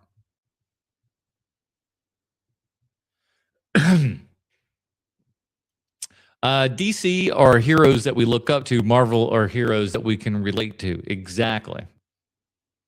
A Hydro Man is a real hoser. Of course he is. With that name. All of these AI slot fantasy videos you're seeing are referencing a very specific era of fantasy. This is Day 11 of finding niche artists that define our childhood. If you're new I told you she'd be back. here, my name is Liz, and I do all kinds of deep dives. My latest series is on artists that created the visual language that we grew up on. If there's one era where this medieval dreamlike fantasy aesthetic truly peaked, it was the 80s. Movies like The Neverending Story, Labyrinth, and The Dark Crystal used puppets, animatronics, and fully hand-built worlds, long before CGI. And they were all pulling directly from fantasy illustrators. Artists like Frank Frazetta helped define that dramatic high-contrast look, with powerful figures, deep shadows, almost mythological in its scale.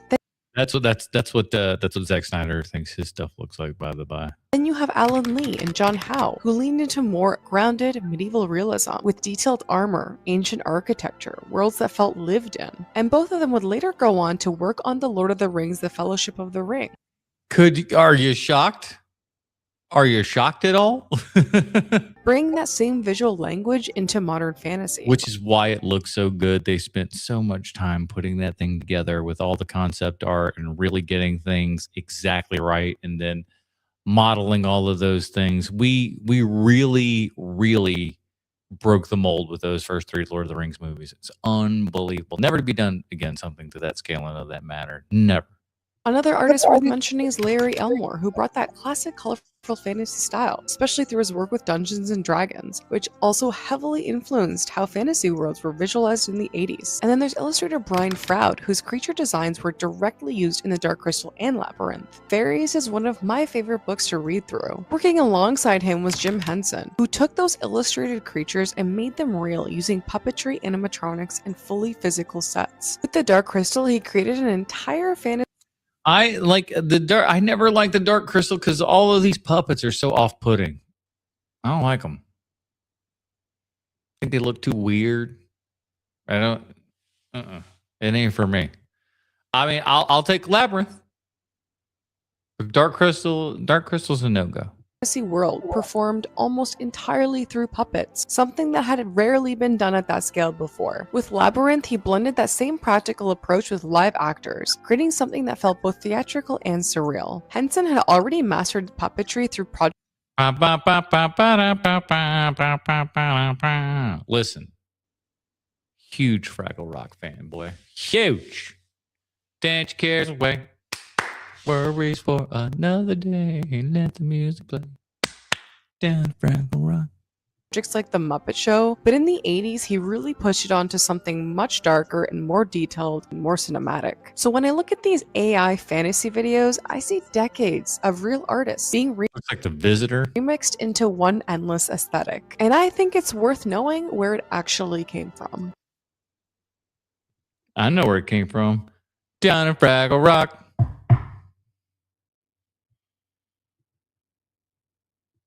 A favorite horror movie that isn't a horror movie. Oh, all right, chat. Let's hear it. What is your favorite horror movie that's not a horror movie? I know a lot of guys said this was. I want to attribute it to Sean, but it might not be Sean. But it's somebody. It's not Sean. It's Sean adjacent. You know what I'm saying? But it's like, hey, what's your favorite scary movie? And he goes, Parenthood. Oh, see.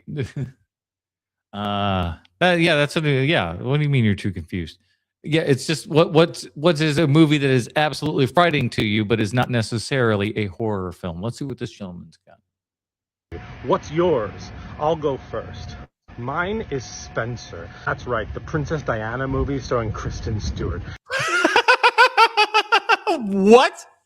She's basically whisked away to a house against her own will, and it's this kind of like existential crisis of completely not only being trapped by the paparazzi, but trapped by her found family, if you will, trapped by a lot of things. And it's absolutely terrifying, especially when she tries to run away into the fields. This is a fantastic movie with a great performance.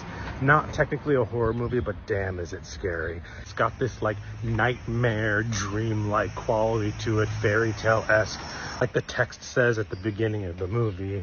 Yeah, everything about this just screams horror movie without being a horror movie. It's very existentially scary. Kristen Stewart does an incredible job. That's my answer. What's yours? All right. I'm going to look it up here. Give me a second.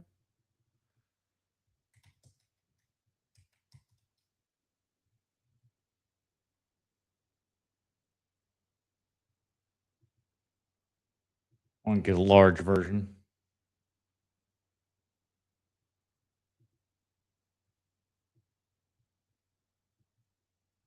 I want to get a couple of screenshots here to show you. All right.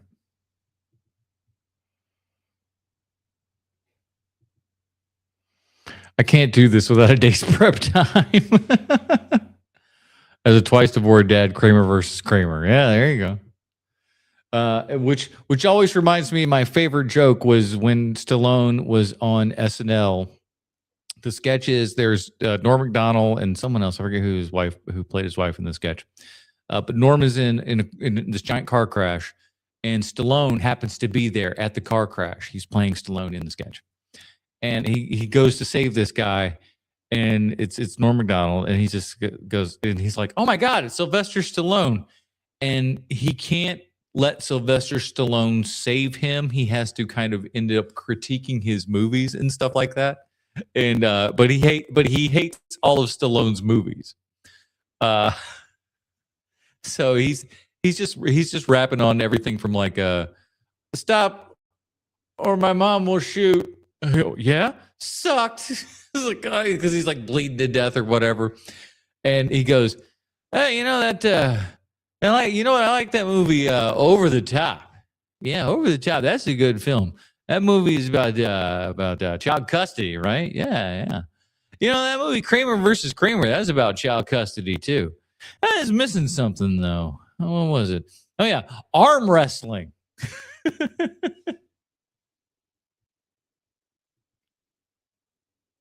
2001: A Space Odyssey. What the hell is this movie about?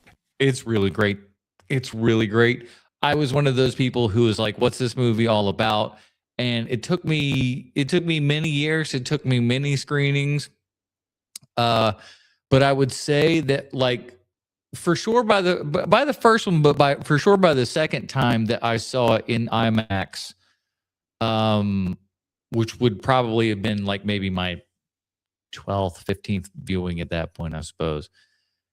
I really got it. Like there was just something about it. Like the difference is being in the theater, at least for me, what was part of it is not being able to go anywhere, just to have that bigger than life thing that's in front of you, the scale, the scope of it, really being able to kind of see the intricacy of like when we're doing like the docking and everything and how slow all of it is and how precise and clean and crisp and clear everything looks.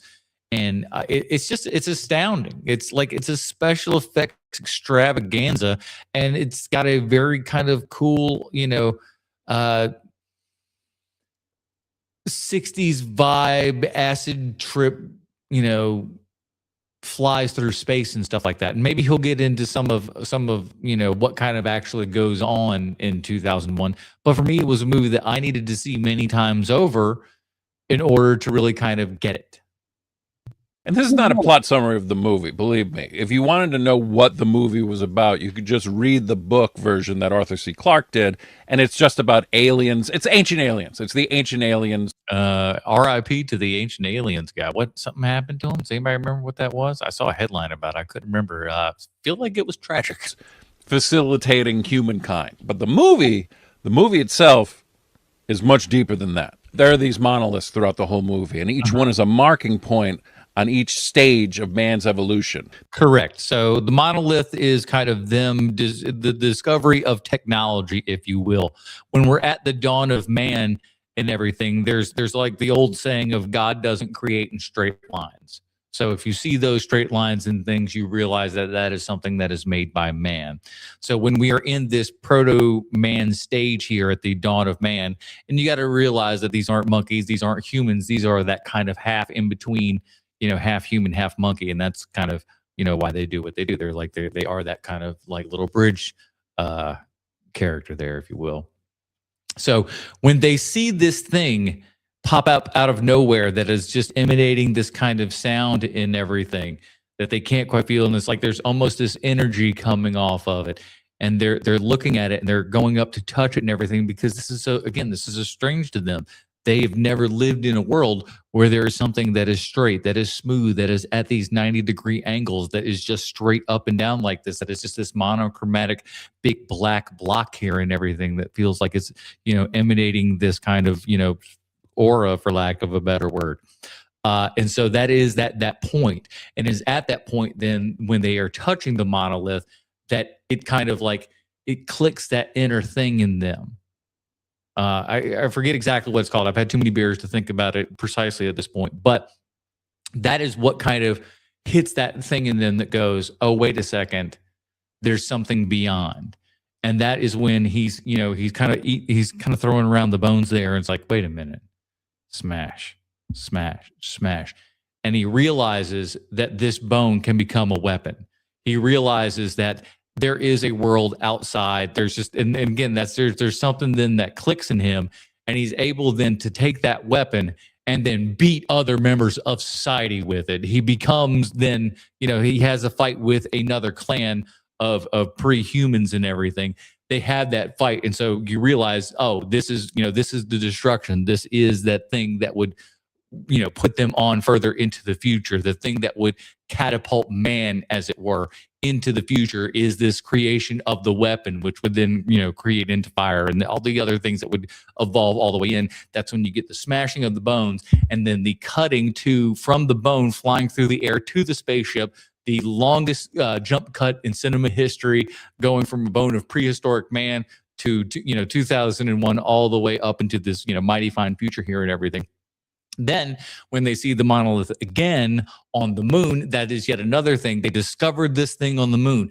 Now, as far as they're concerned, they have not seen the thing that pre-man saw. They didn't see that first monolith back there. They don't know of that thing's existence. So this, much like first man, when they are on the moon, they see that monolith there. And the monolith, supposedly appears to them and to man when it is important within their time with which to see that monolith.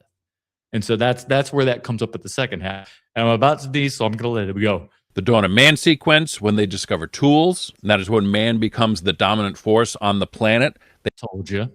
They control the entire planet, which then leads to the greatest cut in cinematic history.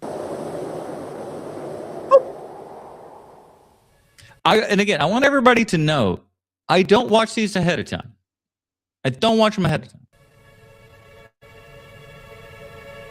Then after domination of the planet, it's moving past the planet. That's why the next marker is buried on the moon. And then the third and final step of the evolution has two meanings. One, they get all the way to Jupiter. So now we've dominated the entire solar system. Mm-hmm. But now with the HAL 9000, the AI that man created, it's now man's struggle against tools itself to overcome the thing which did facilitate its own evolutionary. So, yeah, exactly. The reason that we could get through this entire thing, and we're going to have to be the ones that takes it out. Steps, which then takes us to the next phase of man's evolution, which is beyond our comprehension, which is why Kubrick so brilliantly gives a cinematic explanation. Which, by the way, everybody, this is something that we all got to remember, is that all of these, the light show that you're seeing here, all of the kind of the time tunnel, whatever you end up liking to call it, all done in camera. These are all camera effects. Shot with film, developed in such a way, shot in such a way that this is what they showed. All camera stuff. So great. We cannot conceive of what the next phase is because we're incapable. It's beyond our understanding. And this is a scene that I think a lot of people can misunderstand or misinterpret. And I think there's several ways of which that you could interpret, the scene where he's an old man and stuff, and like kind of his aging from shot to shot to shot as things go on. And you could have that mean so many different things, like time passing by. It can mean that time absolutely passes by in that amount of time, and he's here in this room for that amount of time. Or you can interpret every single shot and each aging as per each one goes is to how he is feeling this all in real time and observing it in real time. You don't know. And that's what's kind of cool about it, is it's all open for these weird interpretations and stuff like that. And him kind of staring back into the abyss, as it were. And that's what's kind of cool and interesting, certainly about the last half, is that it is nicely open for interpretation. It is that kind of movie where you can sit down and everybody have a piece of pie and talk about, the movie that you just watched.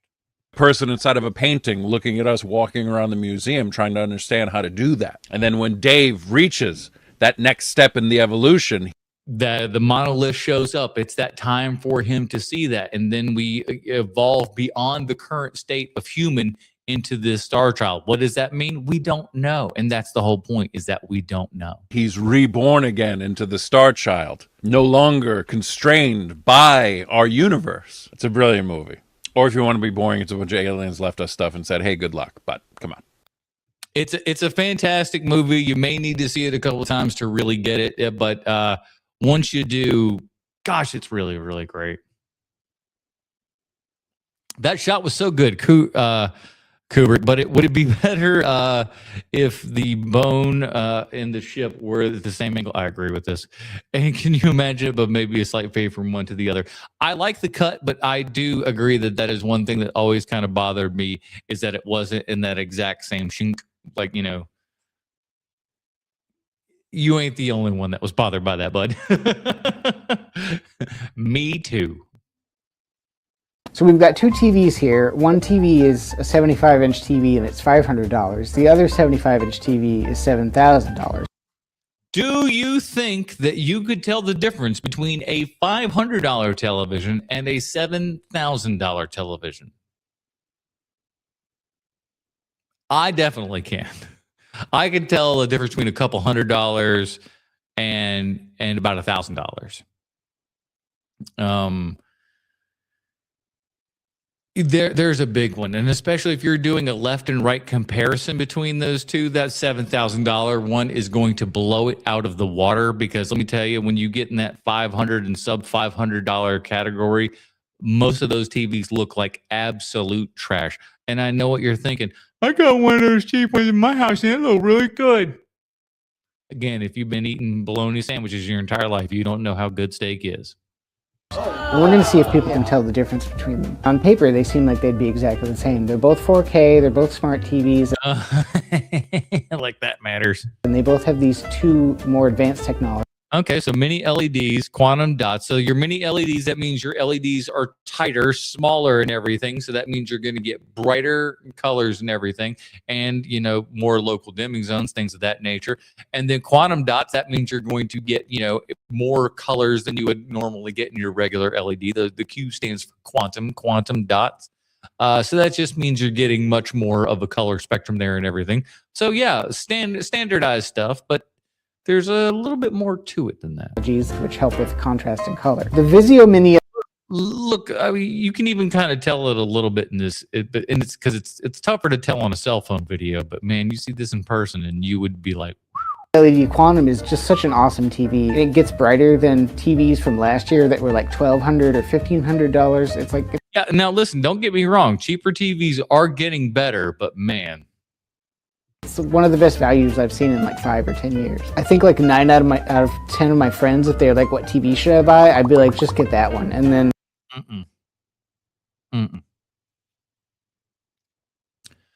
right now, I would tell people the TCL QM6K Pro, probably your best TV value for money out there. MVD, what TV you end up getting? I know we just cooked you up with one. What was that TV? Which one did you get again? If you have that one friend who's like they love video games, or they're super duper into sports or movies, the TCL is for those people. The more expensive TV is kind of like if you took the Vizio and just turned it up to 11. It has better. Don't you want 11? Oh, that's the new X11, the TCL X11. Audio, it's got a better build, it does faster refresh rates for video games, it's much brighter. The really big takeaway is that's going to be the big thing, is like when you sit down in that room, that X11 is going to be so damn bright. The TCL is extremely future-proofed. Like, it gets brighter and produces more color than the content that we have right now can even take advantage of. But if you're just watching like standard cable and it's in like standard dynamic range, who's doing that? Why are you doing that? And it just uses regular colors. It could look exactly the same between the TVs. There's a bunch of really good TVs in between these price ranges. Like, you can kind of pick and choose which specs you care about. There's always more expensive TVs. I've seen one, that's specialty made in Germany that's $40,000. So it really just depends on how much you like TV. The TV that I'm looking for right now, it's about 98 inches. I think that's about as big as I can get in my room. So you got the there you go, the 85Q. Yeah, there you go. That's the 6K. The beautiful. So you got a good one. I knew we set you right. You can remake one movie from '99 just for fun. Just for fun. Yeah. Like, no one might ever even see it. It's I like just want to be part of the experience. Personal movie. You get to do it. I think I know what you're going to say. So before. If you could remake Remake any movie from 1999, what would it be? Trying to think about what came out in 1999.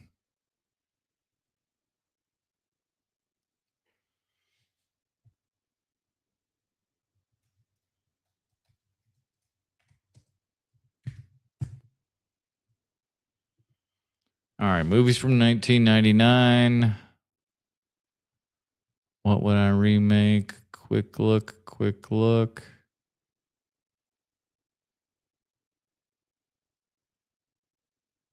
Universal Soldier.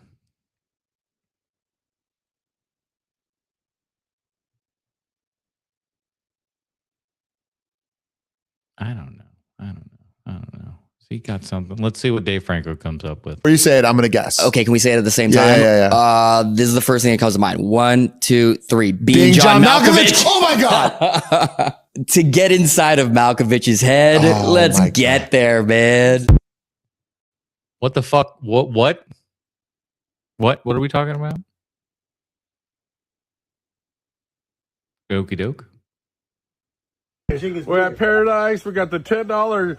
Wow. Little hard, all you can carry. Okay, there you go. And help us set it down, Joey. $10. However many VHS you can carry out, for $10. This guy looks like he's going for the record. Set it down. There you go. Make sure that there you go, help him right there. I got you. All right. Okay. Hey man, if you can get it, go on and get it. I think you're Jesse Eisenberg debunks Hollywood's diversity myth. Might be mischaracterizing Hollywood. It's it's much more homogenous politically than. Well, yeah, of course. I mean, it's Well, yeah, of course it is. Why is Dr. Mike? I'm sorry, Dr. Mike.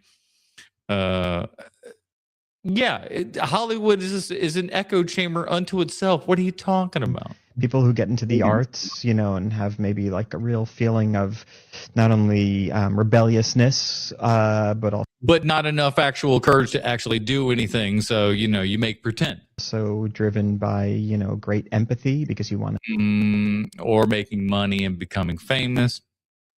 Think about characters and stories and embody those emotions. Play around and, not concentrate on who you are as an actual person, but live the lives of other people as opposed to improving upon oneself. And you feel comfortable expressing yourself. That means you want other people to look at you and pay attention to you and validate your feelings. It's all things that I would associate more with like liberal politics.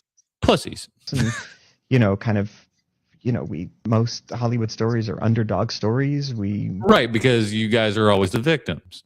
Value you're always the rich, entitled, nepotistic victims. The Mr. Smith Goes to Washington kind of thing. And so so that to me is all associated. Which is hilarious because so many of the things that Capra, preached within his movies and stuff right now, you guys don't actually believe in. Associated with what I would consider to be, liberal ideals. Yeah, I guess I was thinking about it more from a science perspective. And when we yeah. Science perspective, getting my moose together. We look at the perhaps less than ideal scientific environment, that has shifted across aisles where perhaps 20, 30 years ago, it was more. You see how many words he's used and not actually said anything important or interesting at all. He's just kind of like, he said about 25 words and none of it has held any value. Prevalent on the liberal side of things. Now it's kind of overreached into the libertarian conservative side of thought. So I'm curious, when you're speaking to someone in Hollywood. Thank God we ended that early. I think Dr. Mike's an asshole and a bit up his own ass. I think he thinks he's a Hollywood star. You're a YouTuber, pal. Come on. I just watched Star Wars Episode 1, 2, and 3 for the first time. I wonder if those were the first three that she went with, but God bless you, lady. Because my boyfriend wanted me to, Okay. and I know people are a really big fan of Anakin, so I was kind of Isn't that funny? We never thought that growing up. excited to watch him and see him turn into Darth Vader. And in Episode 2, I wasn't like his biggest fan because I was like, wow, he's just like an annoying, whiny You're correct. teenager. but I was like really excited for episode 3 because I was like, this is it. And then I watched him kill a bunch of kids. So I would say I'm not the biggest fan. Yeah, we all kind of gloss over that, unless you're one of them those kids kind of guys. Start with a move popularized by Fosse. Fosse dance tutorial. This doesn't necessarily have to do directly with movies per se, but Bob Fosse himself, famously choreographer in many a film. And I just saw 5 seconds of this and thought, holy shit, this is funny. I'm going to watch this and save it for TikTok Trash Tuesday and let you enjoy whatever this is. Jazz hands. Not one to rest on his laurels, Fosse kept innovating with moves like jazz neck, jazz crotch, and jazz dinner. Next, try soft-boiled egg hands, a Fosse technique that can be found in his routines. The rich man's frug, and someone gave whiskey to the orangutan. Then, move on to the broken doll walk. You'll have mastered this move when you look like you're trying to rush aboard a subway train while keeping a chocolate cream egg in your beehole.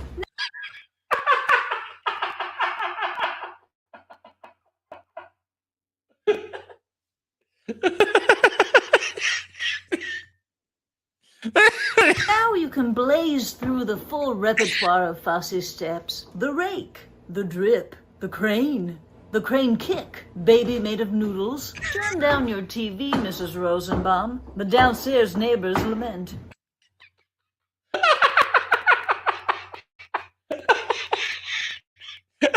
Downstairs neighbors lament. Is this subtitle? Sis boom sass, razzle-ma-flaz, farfoof and kurzow. And I can quit taking these diet pills anytime I want. This is your gal Barbara saying, diddle-a-diddle-a-diddle-a-diddle-a-diddle, that jazz, oh!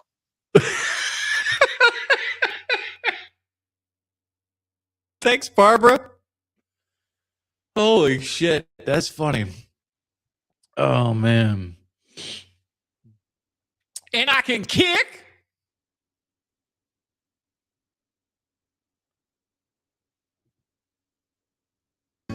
Say the world's changing.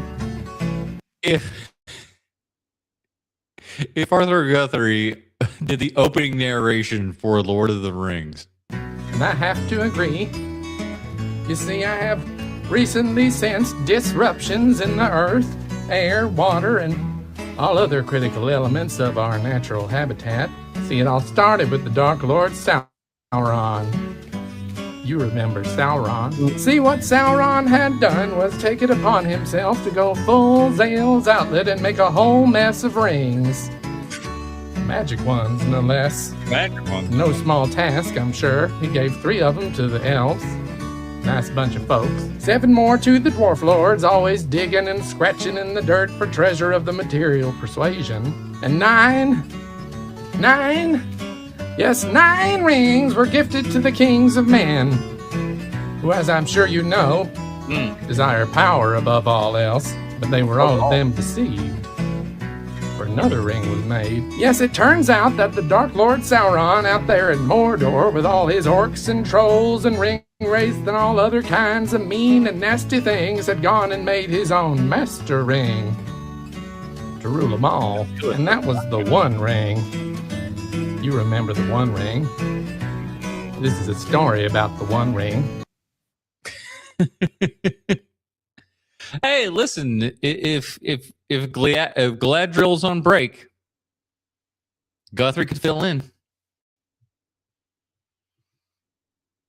My hotel security guy came by last night and told me about the musician who was doing the downstairs neighbors lament at another property.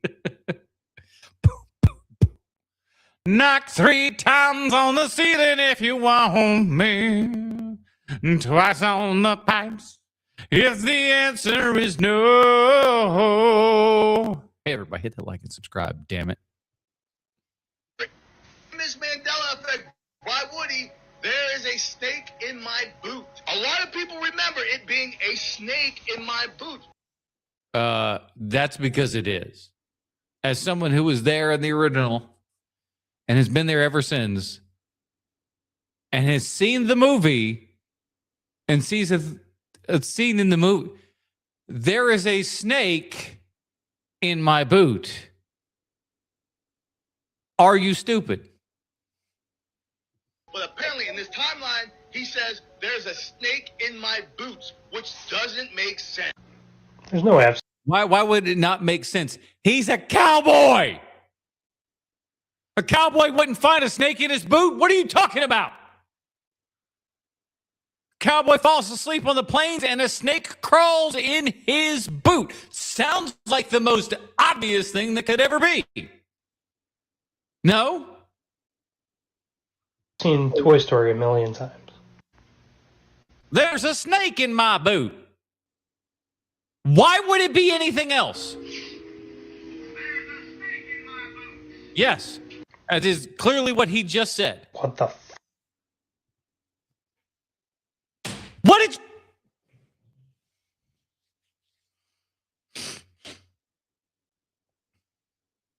Maybe I'm a dipshit. Hold on. We're going back.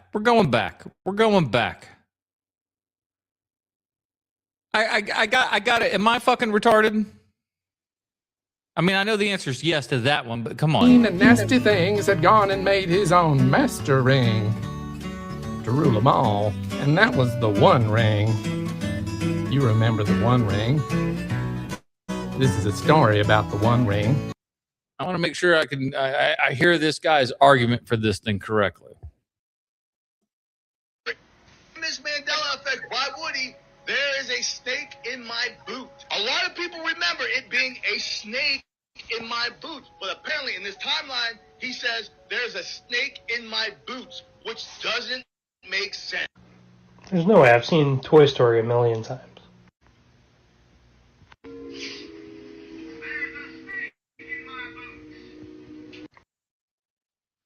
Are we, is it singular versus plural? Is that what are we fucking over? Okay. What the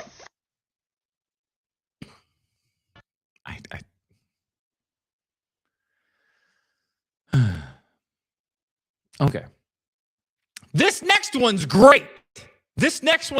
I am so happy that you're here because this is probably going to get struck down because of the music and the background and everything. But I'm glad that you're here to watch it live because it's very funny. I sent this to the H&P group chat yesterday. And even Sean himself, the hard-hearted Sean that he is, thoroughly enjoyed this. And I hope you do too. Hi there, I'm Bobo. I'm here to audition for the part of Obi. Actually, we have you reading for the part of Chewbacca. Yeah, saw that. But, you know, I think it's a little on the nose, if you know what I mean. So, you know, I'm just going to do the Obi-Man thing. Okay. Slate, Bobo audition, Star Wars Episode 3. Nice job. Okay.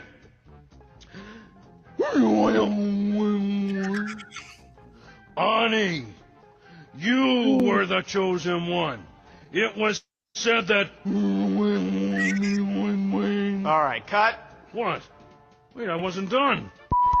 Okay, here's this Yoda fella. Careful you must be when sensing the future. What is this guy, dyslexic or something? Cut.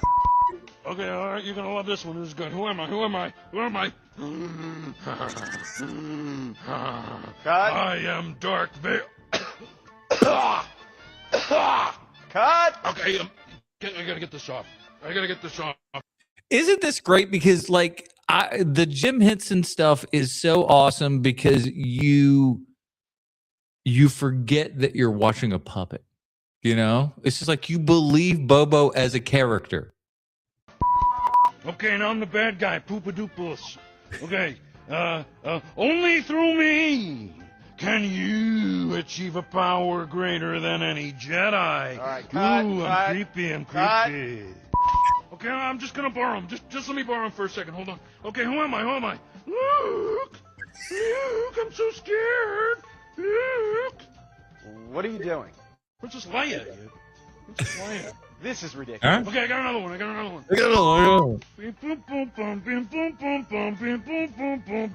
I'm that computer guy. Just do Chewbacca. Great. Okay, fine. Chewbacca. Let me do Chewbacca. Okay.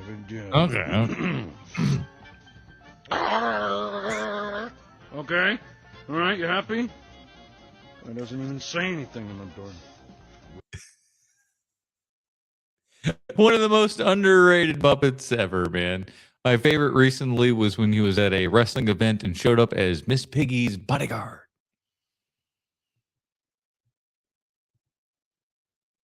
Disney might be removing the Star Wars sequels from the Star Wars timeline, at least. I don't think that they're going to do all of that. I don't think they need to. I think they just need to move on. We need to stop trying to right a ship that is already capsized. You can't do it. The genie is out of the bottle. The toothpaste cannot go back into the tube. We're done. It's about time we just wrap that one on up. Try something else, and if it doesn't work, maybe we just kill Star Wars for a bit. That's what a new rumor suggests Disney might be doing. Oh, so some asswipe on the internet said it, and we get to report as if it's actual news. Super! Stating, if true, this would be one of the most dramatic franchise shifts in modern Hollywood. It won't happen. It won't happen. Because to do that would be to admit that you're wrong. And I don't know what you know about Hollywood, but they cannot admit when they were wrong. Even when it is blatantly in their face, they cannot admit they were wrong. So that's never going to happen. History in which it would, but many people have commented stating that that's what Star Wars needs right now, a dramatic shift. And also people are now with this. So change the story, change the location, change the time, get away with it. Everyone and their mother wants the New Republic. You have so much bullcrap to choose from. Do that. If you wanted it something that people already know, choose Kyle Kestis shit. Figure it out. The world is so blatantly obvious in front of you, and you can't put two and two together. You don't deserve to do well with Star Wars because you don't know what the fuck you're doing. You don't deserve to do well with it because you don't have clue one how to make Star Wars successful. And I hate to tell you, it's a lot of just making the same shit, but you got to do it different. It's same but different. That's what you guys just don't understand. You want to go different, but I add a little bit of the same. You want to do same, but add a little bit of different. There's a difference. Report pointing out the Nielsen's top 10 for most streamed Star Wars titles, pointing out that no sequels made this top 10 list. Why would they?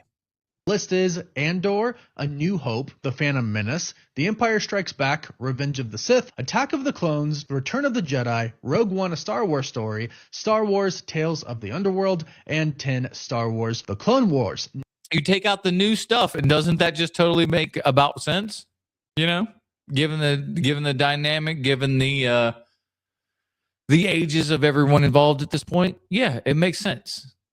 Not a single sequel there. We have the originals, we have the prequels, we have some shows, but no. Yeah, and the shows are there because they're new and people are checking out the new stuff. But if those shows didn't exist, it would all be old stuff, nothing new. No sequels. And also fans are pointing out that the Rey trilogy that is supposed to happen in Rian Johnson.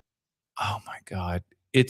I again, I hope those don't happen. Nothing against the actress. But like, we got to get out, man. We got to get out. The house is on fire, guys.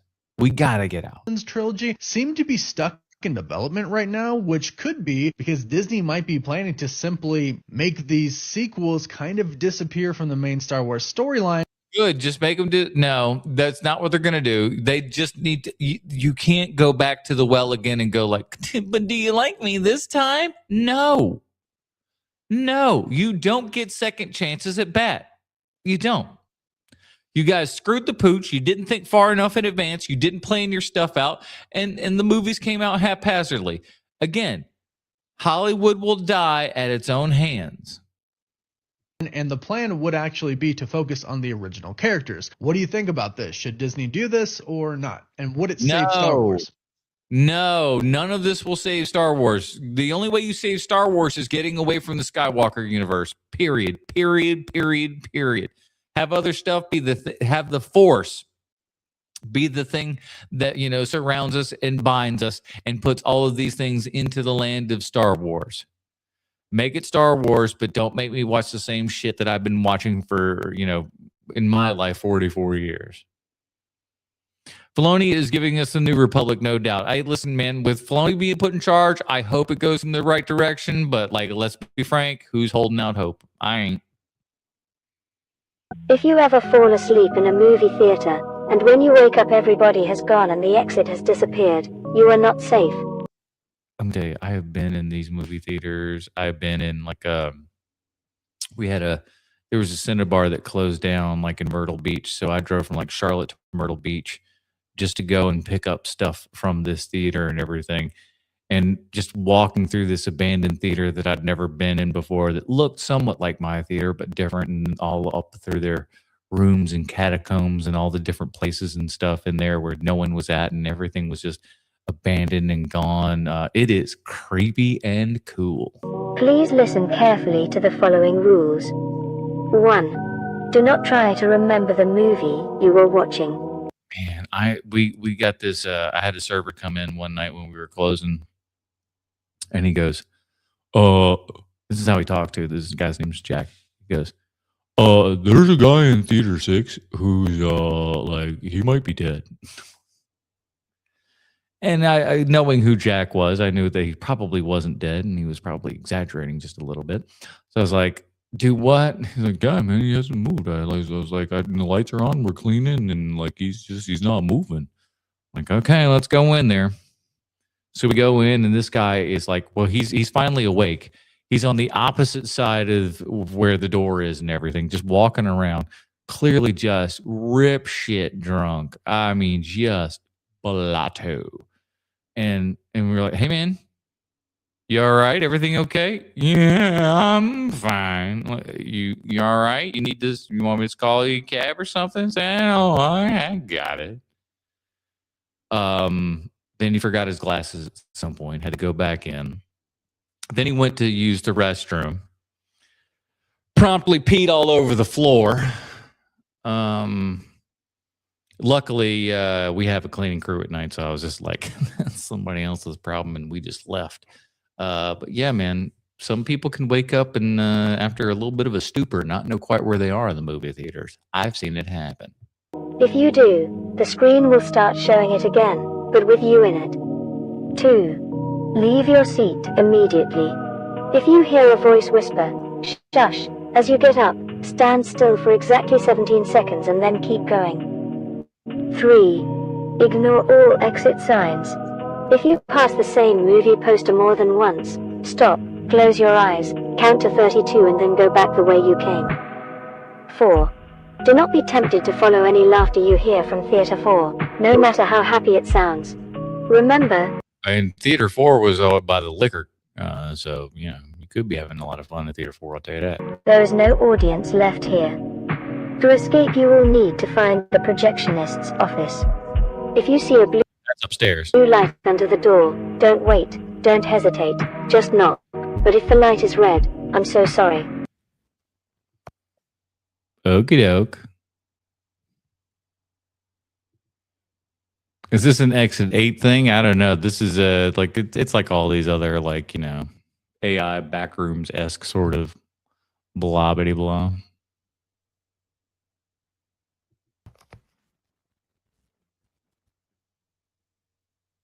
I feel we've been the victim of false advertising.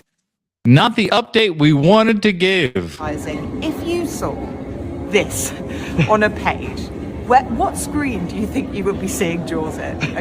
I believe that you would be seeing Jaws on an IMAX screen. One would think more than likely, at least in my opinion, it would probably be a Fomax screen, probably not a traditional 6 foot tall screen, just on account of there's not many of them. So my guess is this would be a large Fomax screen. Yes. Okay?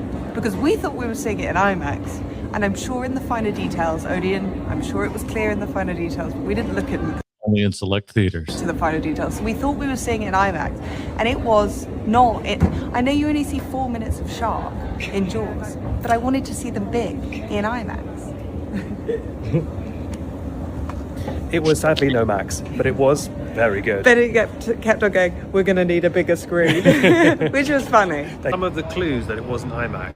1, regular price. 2, didn't say 1, regular price. Yeah, that'll do it. IMAX anywhere apart from that poster. No, the big poster said IMAX. It did. I mean... It also said 3D on there, but we didn't really question. Let me tell you, I have seen Jaws in 3D, and it is spectacular. They did a really, really great 3D conversion with Jaws. There's ones that are just super sloppy and stuff. They took their time with that. I don't know if Spielberg himself was involved, but the 3D version of Jaws, if you get a chance to see that in theaters, please do. It is worth it. I thought it was going to be corny and cheesy. It was good. It was very good. It just adds just the right kind of amount of depth and everything. Very nice. Highly recommended. We didn't look at that, but I was like, the sharks are going to be massive. And we both looked at the screen and we were like, is this the IMAX screen? It was really funny. When we walked in and sat down, we went, IMAX? And then the advert came on that was like, turn your phones off for the big screen. And it was like, not really a big screen. I was like, it could have been a bigger screen. Anyway, still great. Such Still a such good a movie. good movie. Stevie Spielberg's got a future. Yeah, I will say that if you can and you have not, do yourself the biggest of favors. And if you see Jaws playing anywhere, go see it on the big screen. I've seen it on the big screen no less than 6 times. And every time it is great. Every time you still hear audiences jumping in the exact same places and stuff, even though they know what's coming up and stuff. It's really, really great. It's just worth seeing. And it is a different experience having, even if you're not on a non-IMAX, but it's a big screen, there's still something about seeing that shark and stuff up on the screen that it hits different. It just hits different, man. Seems like the lovely young film-going couple. Yeah. He does a lot of cool little series things on TikTok talking about trends and shit that if you're old like me, you watch because you're just like, what's he talking about? What are the kids talking about these days? All right, let's get it. We got just a couple more left. How many Star Wars movies? Nope, this is it. This is the last one. Oh, the Rat King himself has come in to close out the show here for us. Disney wants to delete their Star Wars movies. Asmongold reacts, and I react to Asmongold. Let's go. Movies are announced and killed this past decade. A focus group on Star Wars as 5, 17, and 18-year-olds show no interest. How are you feeling about Star Wars? I like the old stuff, but the new stuff, nah, I'm not too excited for The Mandalorian. I've never watched it. See, that's a shame, too, because that's one of the few good things that they have been doing. The first 2 seasons of The Mandalorian are really, really good. Now, again, when we start getting into more of the Star Wars sauce in season 3 and whatnot, it's when things kind of turn bad.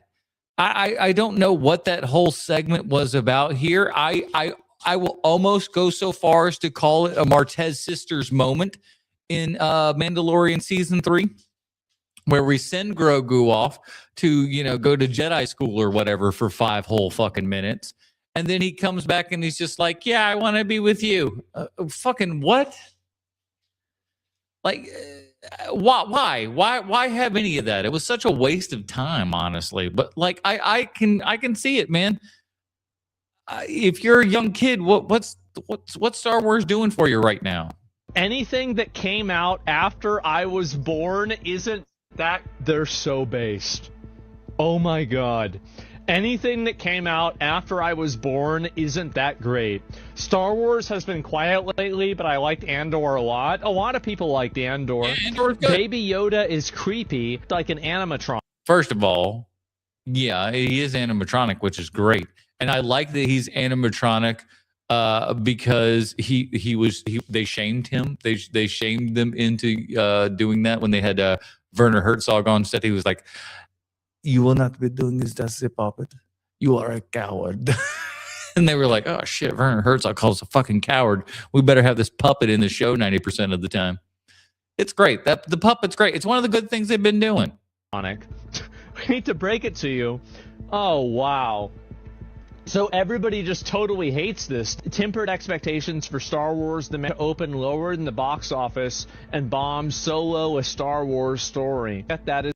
I don't know. That's like, there has been part of me that has thought about it a little bit and was just like, has it been too long since the last season of Mandalorian? Is there a fever pitch for this? Do people care anymore? I don't know. I really don't. It's embarrassing. It's $65 million, which would set this Disney. Wait a minute. So this is even worse than the previous flops once, but they've never flopped like this. Oh my God. It's a tax write-off? I guess so. This is insane. So The Force Awakens opened to $936 million.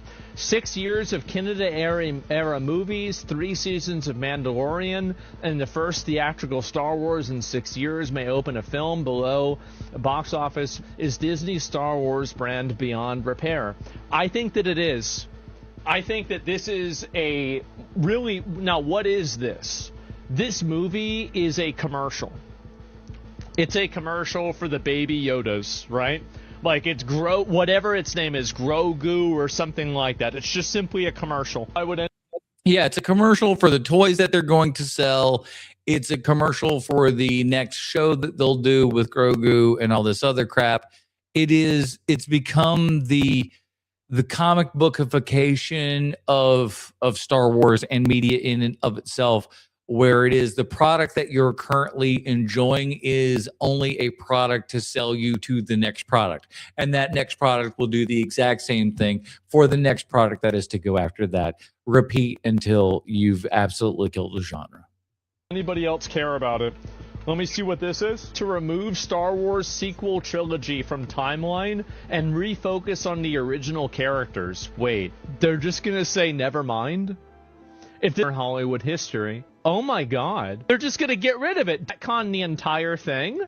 No, they'll never do it. They don't have the cojones to do it, and they shouldn't do it because you know what? You made your bed, now lie in it. You've done this to Star Wars. It is your own fault. Again, Hollywood will die by its own hand. The killer is in the house, and he is Hollywood in and of himself. Look in the mirror. The problem is you, Hollywood. The problem is you. And I've said it before, you could stop making movies right now and we would still have enough movies that we could watch a brand new movie every single day from now until the end of our own personal days here on Earth. And you know what? We could do it and never skip a movie.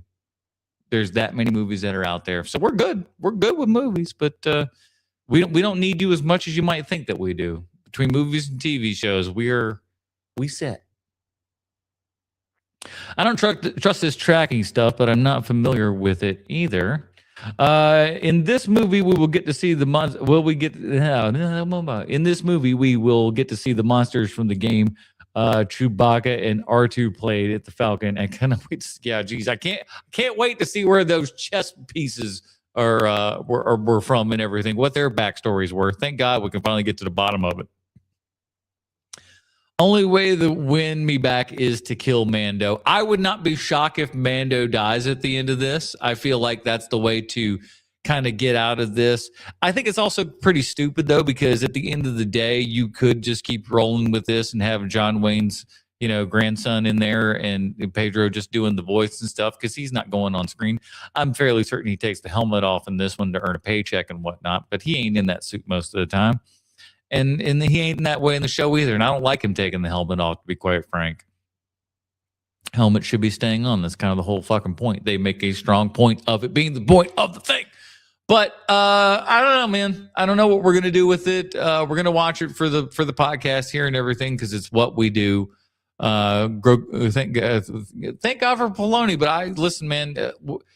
I'll be straight honest with you. I thought Kathleen Kennedy was going to be a fantastic job for her too. Just long time, Spielberg and Lucas producer and everything, is attached to some of the most successful films of all time. Who knew she would be screwing it up this bad? It is what it is. We can all we can do is hope, everybody. And I hope that you have had a good time on this podcast this week as we've reached the end of yet another TikTok Trash Tuesday. 2.5 hours of yapping, sweet baby Jane. I tell you what, well, I appreciate all of you being here, hitting that like and subscribe button, coming back to us on Sunday evening right here at 8 p.m. Eastern.